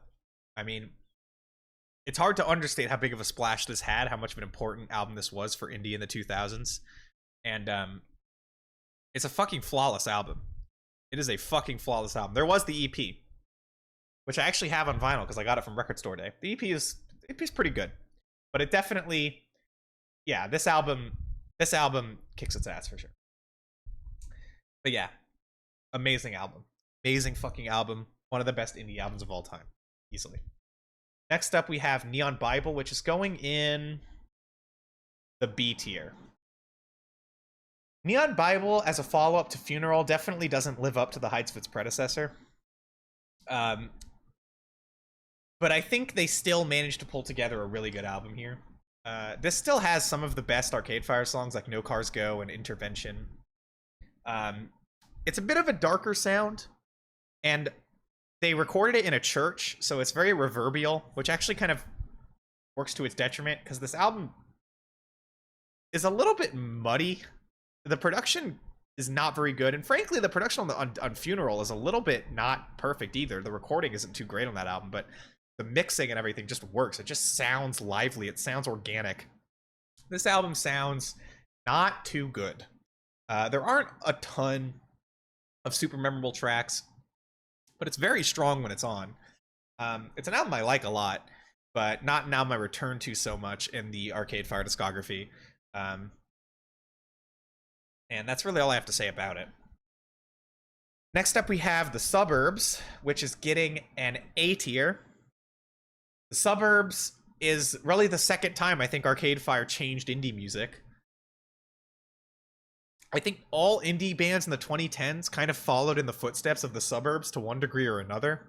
Whether it was the synth direction of a track like Sprawl 2, or it was the more Bruce Springsteen, straightforward indie rock, more anthemic kind of style of songs like Ready to Start and The Suburbs. But conceptually, this album is just brilliant. I love a good Suburbia diss track, okay? Because fuck The Suburbs, okay? And this album makes a lot of points about that while still remaining very personal. It makes that criticism in a highly personal and emotional way. You know, it's not going to relate to everybody, but anybody who did grow up in the suburbs is going to find things to relate to in this record. And songwriting wise, it is just so goddamn good. The songwriting is so good. There are so many great songs all over this album. Many of the best Arcade Fire tracks, many that I always come back to, like The Suburbs, Ready to Start, Modern Man, Month of May, Suburban War, Sprawl 2, and I could go on and on. So many fucking great tracks. And yeah, one of their catchiest, most straightforward, and most direct albums, and I just think it is absolutely great. Next up, we have Reflector, which I'll put in the C tier. Reflector also had definitely some impact on indie music with the disco and dance direction that some of its songs took. And those do tend to be the better tracks, such as Afterlife and Reflector. And Reflector actually has David Bowie featured on it, which is quite interesting. David Bowie was, of course, a big proponent of Arcade Fire from the very beginning. Reflector is inconsistent. It is messy. I think it tried to do a lot of different sounds out of ambition and not out of laziness or not out of confusion of what they wanted to be. They just wanted to try a bunch of stuff. And they do try a bunch of stuff. That being said, not all of it goes over too well. There are some great tracks from this, but none that I personally find rank among my favorite Arcade Fire songs ever. It is a fine album. On a good day, I might even be willing to say it's pretty good. But it's just inconsistent. It's messy, and I think the highs just really outshine the lows on this one. But it's not bad. The Her soundtrack, unfortunately, is not here. I've never heard it, actually. Finally, we have Everything Now, which is F tier. F tier. What a miserably bad fucking album. I mean, it is... Arcade Fire's coming out with a new album soon, and I gotta say, I can't even be excited about it. This is one of my all-time favorite bands, and I can't even be excited for a new album because Everything Now killed all of my hope in Arcade Fire that hard. This album sucks so hard. The title track is pretty good ABBA worship, and there are some actually pretty good tracks toward the very, very end. But everything in between that is fucking miserable. Some songs on here are so god-awful, like Creature Comfort and Peter Pan. Just like, what were they even doing? It's not even just the fact that they went in a more dancey and synth-led direction. If that's what they wanted to do, fine. I mean, every fucking indie band felt the need to do that in the 2010s. And, you know, and a lot of them were inspired by Arcade Fire when they did it. You know, if they want to do it, fine. But, God, just, I mean, they proved, if nothing else with this album, that they can't really pull that off too well. It's just not what their songwriting is for, and the concept of like anti-consumerism is just so fucking ham-fisted on this album. It just does not work. It does not say anything interesting. And God, it just, so many things just are like facepalm worthy shit in regards to that, like the infinite content tracks, which like, oh wow, that's so clever, guys. Like, very, very bad album.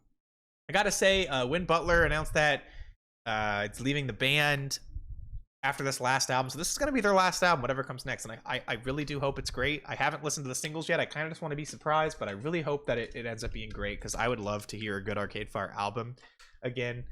Reflector, you know, is okay. Everything Now is a complete pile of trash, so it can't be hard to beat that, but we'll see. And anyway, that is my Arcade Fire tier list, so if you're watching on the YouTube channel, you can catch the Music Breakdown live every Wednesday at 6 p.m. MST. I'd love to see you there. Everything you just saw was streamed live, and you can come see it next time, so thanks for watching. All right. I think that went pretty well. It's a very straightforward tier list, isn't it? I mean, they don't really have that many albums, but it's kind of nice to see. I skipped the D tier. Maybe with the next album, they'll get a D tier, so we can have a perfect fucking straight line of albums. Wouldn't that be nice? And anyway, now we're going to do Green Day. Let's see, Green Day albums tier list. Can I... Yeah. All right. The title update for all of you. We need to make sure to get Green Day. Get a Green Day record.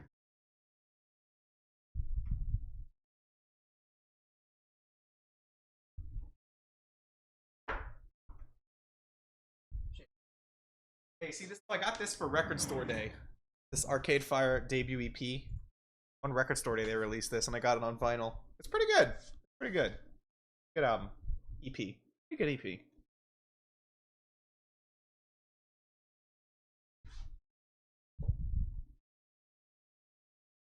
Hey, going. Oh. I'm hype. All right.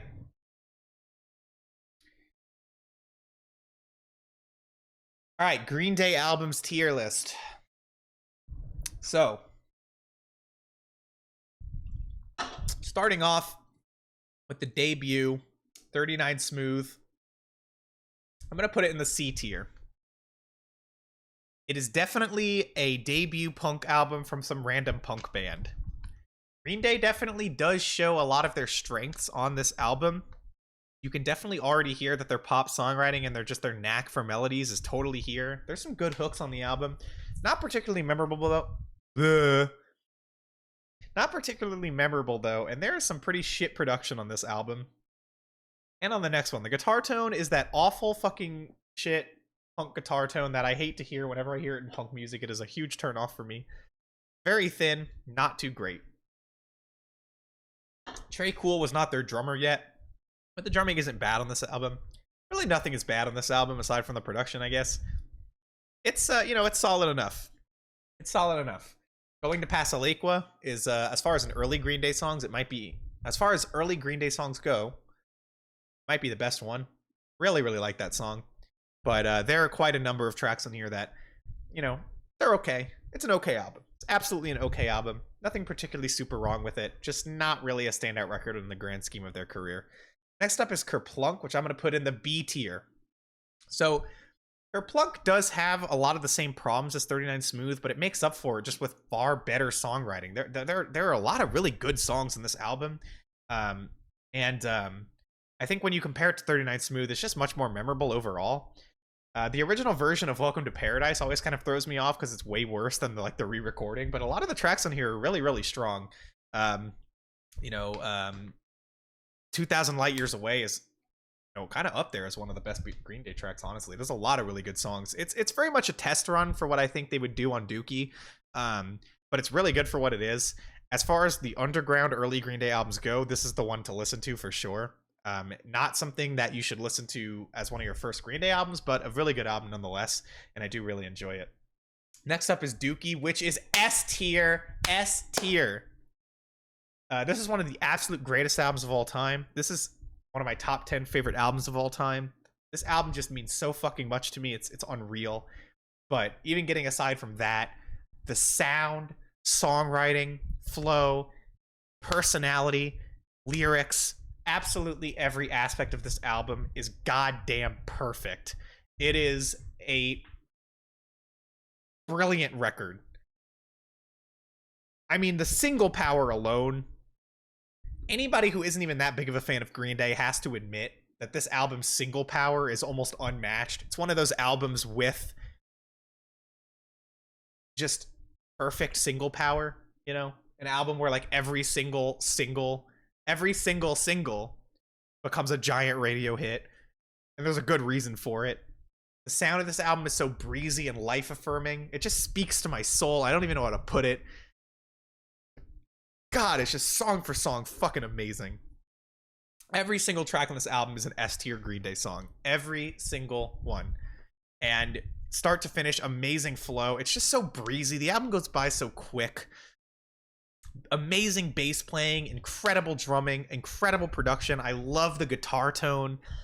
This to me is what I wish all punk music sounded like to me. I know it's pop punk, but goddamn, those catchy ass melodies, fast tempos, fucking amazing drumming, quick drumming. God, it's perfect. It is absolutely perfect. It is the standard of punk music to me, which is not fair because most punk music isn't as good. Sorry to say. So anyway, but yeah, that's the S tier. Next up is Insomniac, which gets A tier. Okay, Insomniac as the follow-up to Dookie, it definitely doesn't live up quite as much. I mean, it doesn't have the single power, though it still has single power. This album is angrier and darker and more frustrated than Dookie, but at the same time, it also does just sound a lot like Dookie, and there's really nothing wrong with that. There's a little bit more like straightforward alternative rock here on this album with tracks like Geek Stink Breath and stuff, and that shit's just awesome on here. Brain Stew, Jaded, so good.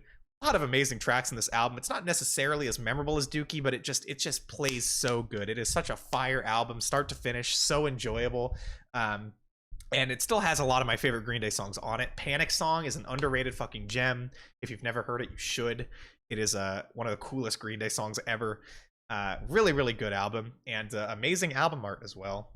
That gets the A tier. Nimrod, I'm going to put in the B tier.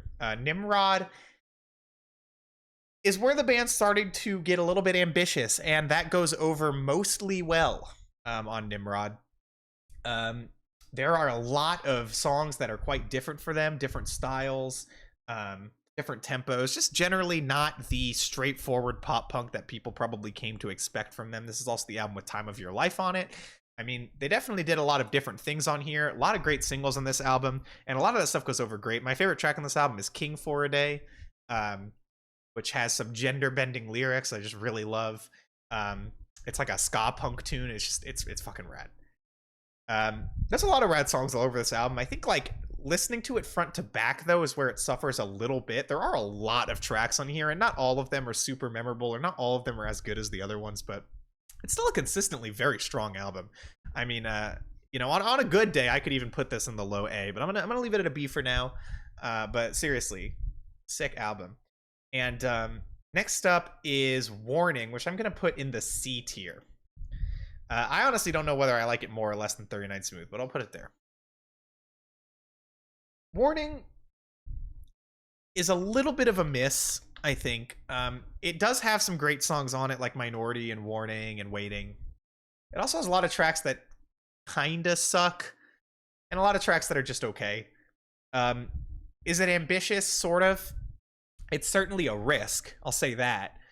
But I think when you look at Nimrod and how many ways it was able to creatively do different styles and different approaches to songwriting, Warning doesn't really have that going for it as much, because Warning is a little bit more uniform. Now, in a way, that makes Warning work, but it also means that whenever the songs don't stand out for being really all that interesting, like as like folk punk songs or whatever the hell else they go for here, it really starts to fall a little flat. It's not one of their best albums at all. It definitely makes sense that it wasn't a huge seller. Even with some big singles, it's really not too great. Next up is American Idiot, which gets A tier. Okay. American Idiot is a fucking great album. And once again, just like Dookie, the single power in this album is absolutely insane, and all of these singles are just so fucking good. But it's not even just the singles. The flow of the album front to back is fantastic. There's tons of great album cuts, and the concept is really, really good. Yeah, I mean, I don't know. There isn't much for me to criticize here. I actually even really like the production, as radio rock as it is. The album does sound great. And there are a lot of just like all-timer tracks in here. I mean, the fucking title track is so good.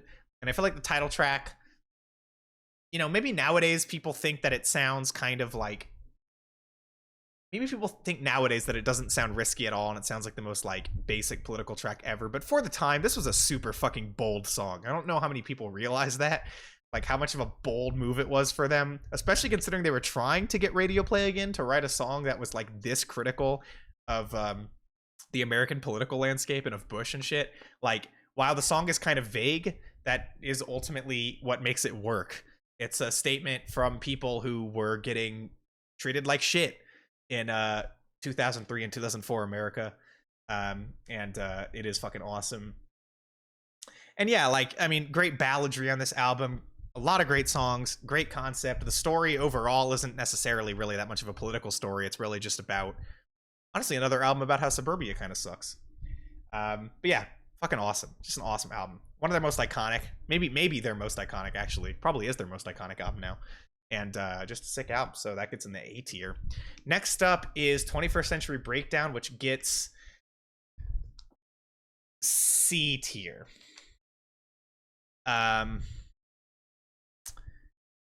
C tier. I don't hate this album, and it does have its moments. I can at least appreciate that they're still trying to be ambitious, but I think that's actually kind of the album's downfall at a certain point.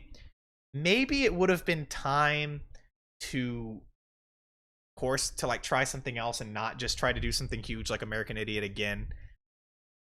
But unfortunately they did, and the songwriting has really started to take a bit of a nosedive. There are some crappy tracks on this album. The more straightforward pop punk kind of songs on here tend to suck ass. But some of the slower ballads, some of them can be very good. Some of them can be 21 Guns. It's iffy. This album is very iffy. It is all over the place for me. There are songs in here that I really like. There are songs in here that I really dislike. The story is garbage. It feels like they didn't even try. And like, it just feels almost like a rehash, but it's not doing anything that made American Idiot so exciting. There are some great tracks on here. East Jesus Nowhere I love the title track to this album. Peacemaker is awesome. There's some very good songs, but on the whole, this is an ill-conceived concept album. Not great, not good, not good. But I'll give it a C tier because, you know what, I can respect the effort, and I don't think it's a bad album. Unlike Uno, which gets F tier. This album is just fucking horrendous. I mean, not a day goes by where I forget how fucking horrendous Uno by Green Day is. And it's really funny because I was saying with 21st Century Breakdown that maybe they should have course corrected and done something a little bit more back to basics, strip back the ambition a little bit. Well, they actually did that on Uno. And my God, it makes me wish they would just try to make rock operas again. This album is miserably bad. Like, for an attempt to recapture their old sound, it honestly just sounds like a parody. There are so many lazy ass songs in here. So many songs that easily should have been cut. If they weren't going to do a whole trilogy of albums, would have never ended up on any Green Day album because they just fucking suck. Like Troublemaker and shit. I can't think of anything positive to even say about this album. The production is terrible. The songwriting is terrible. The cover art is terrible. Fucking everything is goddamn terrible about Uno. There's not a single song that I like on this album. Not a single thing that goes over well. Just a complete pile of garbage. Next up is Dose, which I'm gonna give...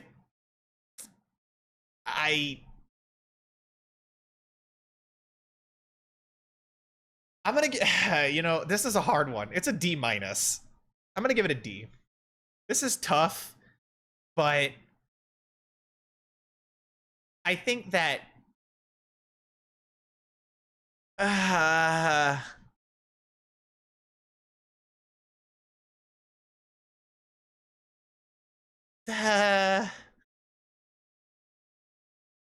gonna give it a D. I'm gonna give it an F. I don't care. The thing that was tough was that there are some tracks in this album that I do actually like. But at the end of the day, overall, this album sounds like fucking crap. This is some of their worst songs on it. This album has... Honestly, this album has lower lows than Uno does, for sure. Even after all this time, even after some other albums that came later, I still think Nightlife is the worst song Green Day ever made. And there are other examples in this album that are contenders, like Fuck Time. Terrible production. The garage rock thing they're trying to do is just so lame. Again, I almost want to put it in D because there are like a song or two or three that I do like here. But I can't justify it. This album is so bad. I can't justify putting it in D. Next up is Trey, which I will put in D. Trey is the best of the trilogy, in my opinion. It's also the most boring, but that's kind of why it's the best. The other two albums weren't boring, they were just terribly annoying and awful. At least this one is just a snooze fest. Again, there's a good track here or there on this record, but God, it has no interesting place in their discography. It's one of the most forgettable albums song for song. It just, at least Uno and Dos had some kind of idea behind their presentation and the sound they wanted to go for. Trey is just a bunch of boring songs. It's really not good. It's not that bad either, but it's really not good. I'm going to put it in the D tier. Next up is Revolution Radio, which I'm also going to have to put in the D tier. It's like, for me, this album, I just find it so disappointing to this day. It feels like it might have been their chance to recapture their former glory, but instead, they really, really flubbed it. The songs on here just aren't very good. Some of them just kind of suck. The production is okay. But I mean, it feels like them trying to do American Idiot type songs again, these radio rock bangers, and they just fall flat. And also, the political statement for 2016 is so fucking facepalming. Facepalm worthy. I mean, it does not have the fire that Green Day used to have in any way. Does not have any of that. It has a little bit of passion. I feel like they really tried on this album, and that's the only thing I can give it. But it's not very good. And finally, we have Father of All, which, I mean, yeah. It's F. It is F. This is an F minus. This is an F minus minus. This album is absolutely god awful, okay? Uno looks like a great album in comparison. This album is, I wish there was a lower tier than F for this album. It's a Z. It's so bad. It's so bad. Song for song, this is their worst set of songs easily. There is not a moment of this album that stands out among the rest as being kind of better. It is so bad. Terrible songwriting, fucking abysmal production, awful vocal performances, some of the stupidest songs they've ever written, completely out of touch. I have absolutely no idea what the hell they were thinking when they made this album.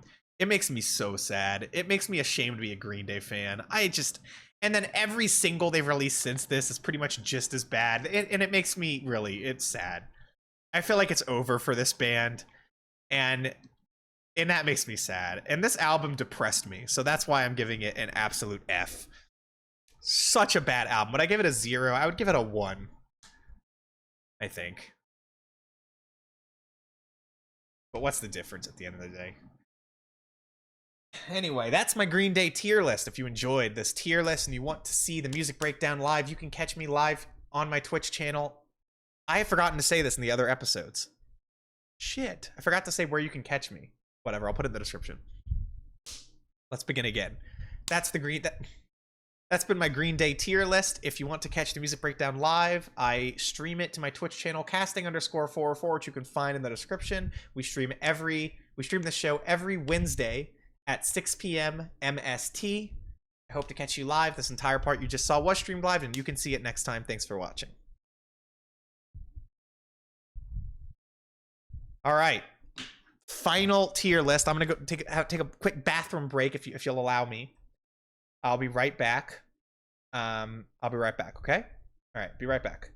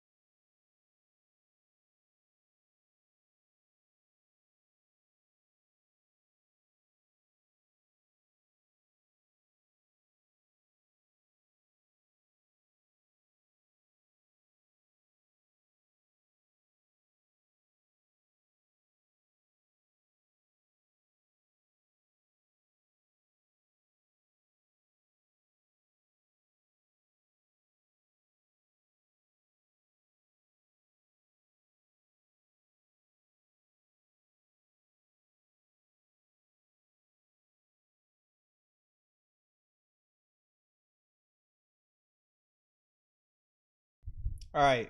All right, what's up? We're back. I got to change this vinyl out for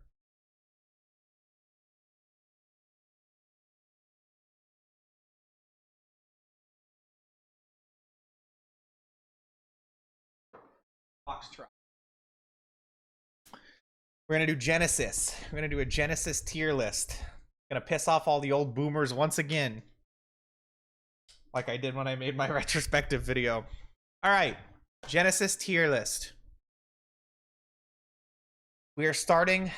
Why does this not say F? We're uppercase F. Okay.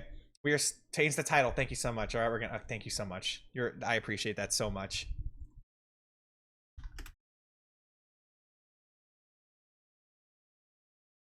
Thank you. All right. Genesis tier list. We're beginning a Genesis tier list. We're going to start with From Genesis to Revelation, the debut album. I'm going to put it in the D tier. This album is boring. Absolutely boring. Such a fucking snooze fest. Just such a dull album that doesn't really hold any valuable place in their discography. It really says nothing about where they would go later in their career. It has a bunch of very boring songs with boring orchestrations. It is very hard to sit through without falling asleep. Not a very good album. Next up is Trespass, which I will put in the C tier. Trespass is really where the band starts, I would say. This is really the beginning of Genesis. I think that this album is okay. I think that it has some very good songs like The Knife and Looking for Someone, but a lot of it is a little bit sleepy.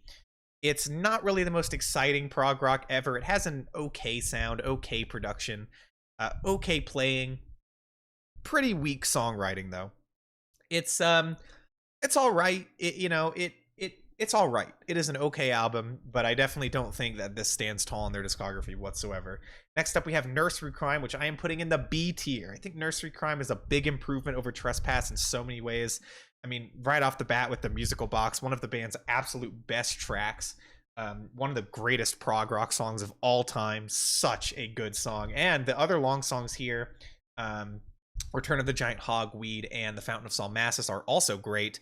A lot of the shorter tracks are good too, but there are definitely some duds in the track list here. It is a very good album, but it definitely fluctuates. It's a little bit inconsistent. I really like it, but I definitely don't think it's one of the band's best albums. Next up is Foxtrot, which I am putting in the S tier. Foxtrot is absolute fucking perfection to me. This is my favorite prog rock album of all time. This is one of my favorite albums of all time. I just think this album is so fucking good. The amazing keyboard work, the incredible fucking playing, I mean, all of that combines together with the impeccable songwriting here, which is really where the band managed to, I think, bring themselves farther than they ever had been before. The songwriting is just so consistently good. Every single song on this album is amazing. Like, the winding song structures of songs like Get 'Em Out by Friday and Supper's Ready and Watcher of the Skies, coupled with that technical prog playing and the beautiful, flowery, colorful keyboard work, makes this album an all-timer for me. This album lights up my fucking soul. This album revealed aspects of myself that I did not know were there, and all because of this silly, goofy-ass prog rock album with a fox lady on the cover. I have nothing more to say. I mean, Supper's Ready is my favorite song of all time, and that has not changed ever since I really first heard it. I mean, this album is impeccable. I think it's flawless. I don't think there is a fucking second of this album that is missed or wasted. It is incredible. Next up is Selling England by the Pound, which I will put in the A tier. I think this album is, in many ways, Genesis's most refined album. Production-wise, it is beautiful. And sound-wise, it is beautiful too. It's one of the prettiest prog rock albums of all time, while still managing to rock pretty hard in many places. Some fairly transcendent, incredible moments, such as the guitar solo in Firth of Fifth, or the mid-passage of Dancing with the Moonlit Night. I mean, beautiful record. And the playing is more on point than on it probably any other fucking Genesis album. Did I say production rock instead of progressive rock? My apologies. But seriously, the playing is amazing. Phil Collins' drumming on this album is just a beast. It is so good. Some of the best drumming you'll ever hear in prog rock. And the flow of the album is a little bit weak for me. I feel like song for song, the album doesn't really come together quite as seamlessly as like Foxtrot does, or even Lamb Lies Down on Broadway. But song for song, it is killer. So many amazing tracks in this album. Just a beautiful sound and incredible lyrics, which I didn't even mention about Foxtrot, which also has incredible lyrics. I just loved Peter Gabriel's lyrics on Genesis albums. They are just something else. And his vocals as well. So fucking good. So really an amazing album. I'm not going to put it up there quite with Foxtrot, but I definitely think it's close. And next up is The Lamb Lies Down on Broadway, which I will also put in the A tier. Lamb Lies Down on Broadway is probably my favorite rock opera of all time. It is surreal, it is unique, and the storyline is just strange, dreamlike, and funny, and odd. And I really feel like Genesis played to a lot of their quirks on this album in a very different way than they had before. It's not quirky in the same way of Nursery Crime or Foxtrot. Instead, it's much more focused on modern life of the time, but in a really weird way. It is still a very odd, abstract record and very different to everything else they've ever done. The production is a little bit not great, but the songs are awesome. The flow is unique and strange, and the atmosphere is really just unmatched. There are so many incredible songs on this, like Back in NYC, In the Cage, Lamb Lies Down on Broadway, The Lamia, fucking Fly in a Windshield. I mean, really, I could just go on and on with this album, but it is so good. And definitely an A tier. Next up is Trick at the Tail, which I'm gonna put in the I'm gonna put it in the B tier. I think this album is solid. I think it has some good songs. I think it's fun. I think Phil Collins holds up fairly well as the replacement vocalist for Peter Gabriel here. And the playing is good. I just think this album hasn't aged quite as gracefully as some of the other prog albums before it. Definitely not as unique, definitely not as quirky or interesting, and sometimes it falls a little bit flat. But it's still got a lot of really good songs on it. It's just not necessarily a super memorable album, if that makes any sense. I like this album. I just don't love it. And I don't particularly love anything about it. But it's a solid record. Next up is Wind and Wuthering, which I'll also put in B. I would honestly say just about all the same stuff for this that I said for A Trick at the Tail. I just think this album has a little bit more of a vibe to it. But once again, you know, it's solid. It does this Phil Collins prog sound fine. Thank you. Excuse me. It makes me sneeze. No, but really, it's another good album. It's a good album. But both of these don't necessarily have any of my favorite Genesis songs on them, whereas like Nursery Crime does. That's what I would say about them. Next up is And Then There Were Three, which I will put in the C tier. I might even go lower, but I will put it in the C tier. It's just boring. It's just lame. It just doesn't have any great songs on it. It is a completely weak record. It does a very poor job of showing you how this band is going to continue on as a trio, because it really has nothing to call its own. It doesn't have an interesting sound, no great songs, no great songwriting. It's just boring, it's lame, it's forgettable, very dull. I don't think it's bad, but I don't think it really holds up in their greater discography to really any serious degree. Unlike Duke, which I will put, fuck it, I'm gonna put it in the A tier. Duke is the one moment where Phil Collins led Genesis really, really wins me over. Or I should just say Phil Collins fronted. He didn't necessarily write a lot of this material. But this album is just their most emotional album. It manages to blend their pop rock sound that they would go on to have with their earlier prog rock sound into a wonderful, wonderful package. Lots of fucking great songs. Even just the straightforward pop tunes here are fantastic. Great production, amazing lyrics, honestly. And yeah, just their most emotional, depressing album, a fucking Genesis breakup album, but it's really, really good. I wish this album had a little bit more acclaim than it does. I think it's super, super good. I think people should absolutely listen to it. It's a really good album. There are some really, really great moments on this record. Does it stack up with like Selling by the Pound or Lamb Lies Down on Broadway completely? Maybe not, but it's pretty damn close. So I'm gonna put it in A tier. I think it definitely is a step above these albums for sure. Maybe like an A minus, but still, seriously, great fucking album. Next up is Abacab, which I'm putting in the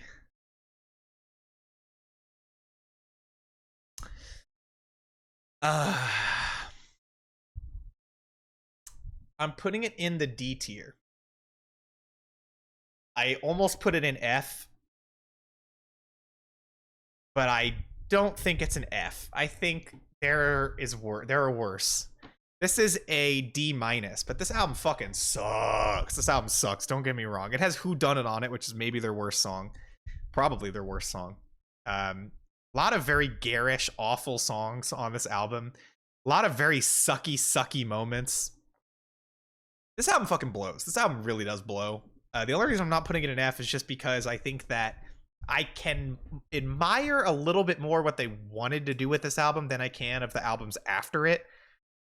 I admire that they wanted to do something very modern. That's why they picked this modernist artwork for the cover. It's why they switched to this, then honestly quite new and trendy sound that it's not like they hopped on some major trend that everyone had already done. I mean, this synth-driven pop rock thing was pretty fucking new for the time, and I think that I can appreciate they wanted to do that. They just wrote a bunch of crappy songs, and so that's really where it falls flat. I do think this album is pretty terrible, but I'm gonna leave it in the D tier. Next up is the Genesis self-titled, which I am gonna put in the F tier. And it's funny because this album actually has more songs that I like on it than Abacab, but overall, when this album sucks, okay? This album gets real fucking bad. This album grates the hell out of me over time. While song like Mama is a good song, Home by the Sea is okay, everything else on here is fucking awful. And again, compared to Abacab, this album doesn't really have any respectable ambition or ideas behind it. Illegal Alien, yeah, racist, terrible, annoying fucking song. Very easy contender for their worst song as well. There's so many trash songs all over this, though. This album absolutely fucking blows. And so I'm going to put it in the F tier. Next up is Invisible Touch, which I'm going to put in the D tier.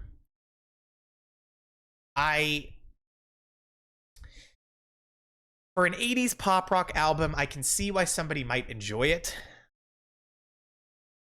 But I think it sucks. That's all I have to say. I just don't like it. The songwriting in this album is definitely better than the last two records. There's some hit material on here, and I can understand why it was popular for the time. I just don't like 80s pop. The 80s is a decade that I just cannot get into, really. And an album like this is a good example of why. I don't think this album is terrible, but I do not like it. It does not have good songs for me. I just don't like it. But again, I think Abacab, I can respect its intentions more. This album, I can respect its music more, where I can at least see, some of these songs are well written. They're just produced miserably and performed in a way that really does not appeal to me. So that's what I'll say about this album. Next up is We Can't Dance, which I'm going to put here again in the D tier. We Can't Dance has its moments. It really does. There are honestly some tracks on this that are pretty solid.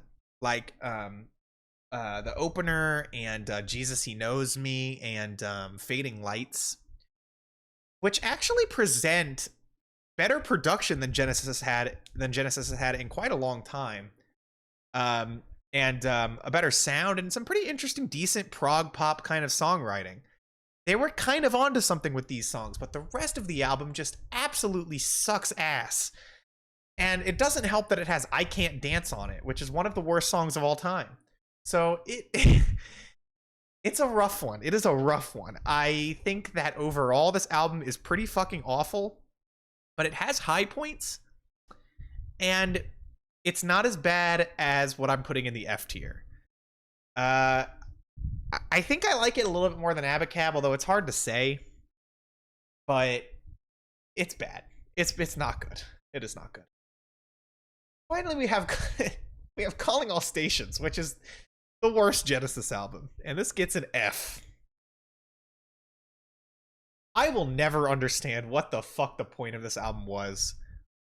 I will never understand what they were thinking when they made this, who they were trying to appeal to, what they even thought they were doing. There are so many god-awful tracks on this shitty fucking album. Ray Wilson as the singer just sucks on this album. The production absolutely sucks. The songwriting is some of the worst you've ever seen from Genesis. And it is song for song a miserable experience. I do not understand the point. I just don't. It is so weird that this album was made to me. I just can't understand it. Where they were coming from. And I hate it. And that is my Genesis tier list. If you are watching on the YouTube channel, this was streamed live on the Music Breakdown Live. You will be able to catch the Music Breakdown Live on my Twitch channel, casting_404, linked in the description, every Wednesday at 6 p.m. MST. I hope to see you there. And thanks for watching. All right, people.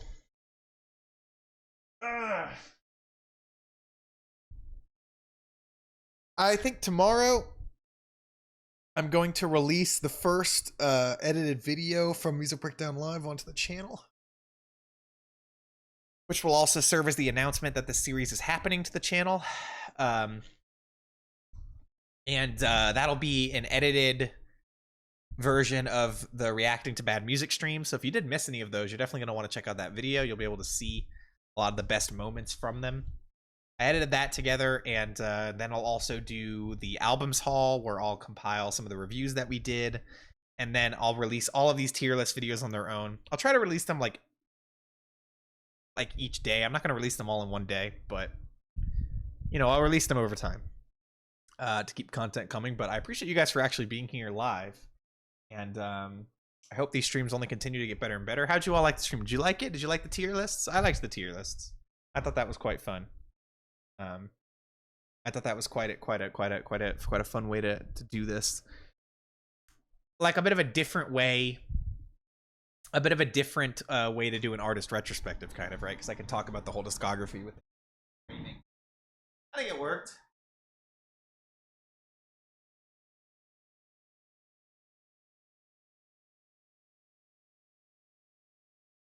Yeah. That's pretty much it, y'all. I appreciate you for being here. I really do. Once again, I want to shout out Ponies on Twitch's Hooves for Hope campaign for Ukrainian aid.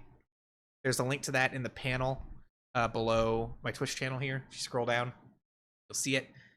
Additionally, you can type !Hooves for Hope. And it'll pull up the link there as well. We're trying to get, the Ponies on Twitch group is trying to get to $1,000 raised for Ukrainian aid, so any amount that you can give if you'd like to does help. I thank you for watching, and I will be back next Wednesday. In fact, I'll probably be back tomorrow. I'll be back streaming whenever I can, okay? But the next Music Breakdown Live will be next Wednesday. Thank you for watching. Bye. We're gonna get some more content to the fucking Music Breakdown channel. How long has it been? You know, a really long time. Yeah, so I'll try to schedule. Hey, y'all, first of all, follow my Twitter. If you're not following me on Twitter, go follow me on Twitter, okay? The link's down below, okay? Follow me on Twitter. I'm gonna try to post about scheduling. I'm gonna try to actually schedule streams before I do them, at least like a day ahead, instead of just streaming randomly. You know, every now and again I just sort of feel like streaming and I just do it, but I'm gonna try to schedule things a little bit better. It's gonna be the schedule is gonna be different week to week. And so, well, I'll post about it in the server too, so don't worry about that. But the schedule's going to be different week to week. This is the only stream that will be consistently scheduled every day at the same time, every Wednesday at the same time. But once again, thank you all for watching, guys. It was super cool. That was really fun. I really enjoyed that, and we'll try to find more fun things to do next time as well. Thank you so much, and I will see you around.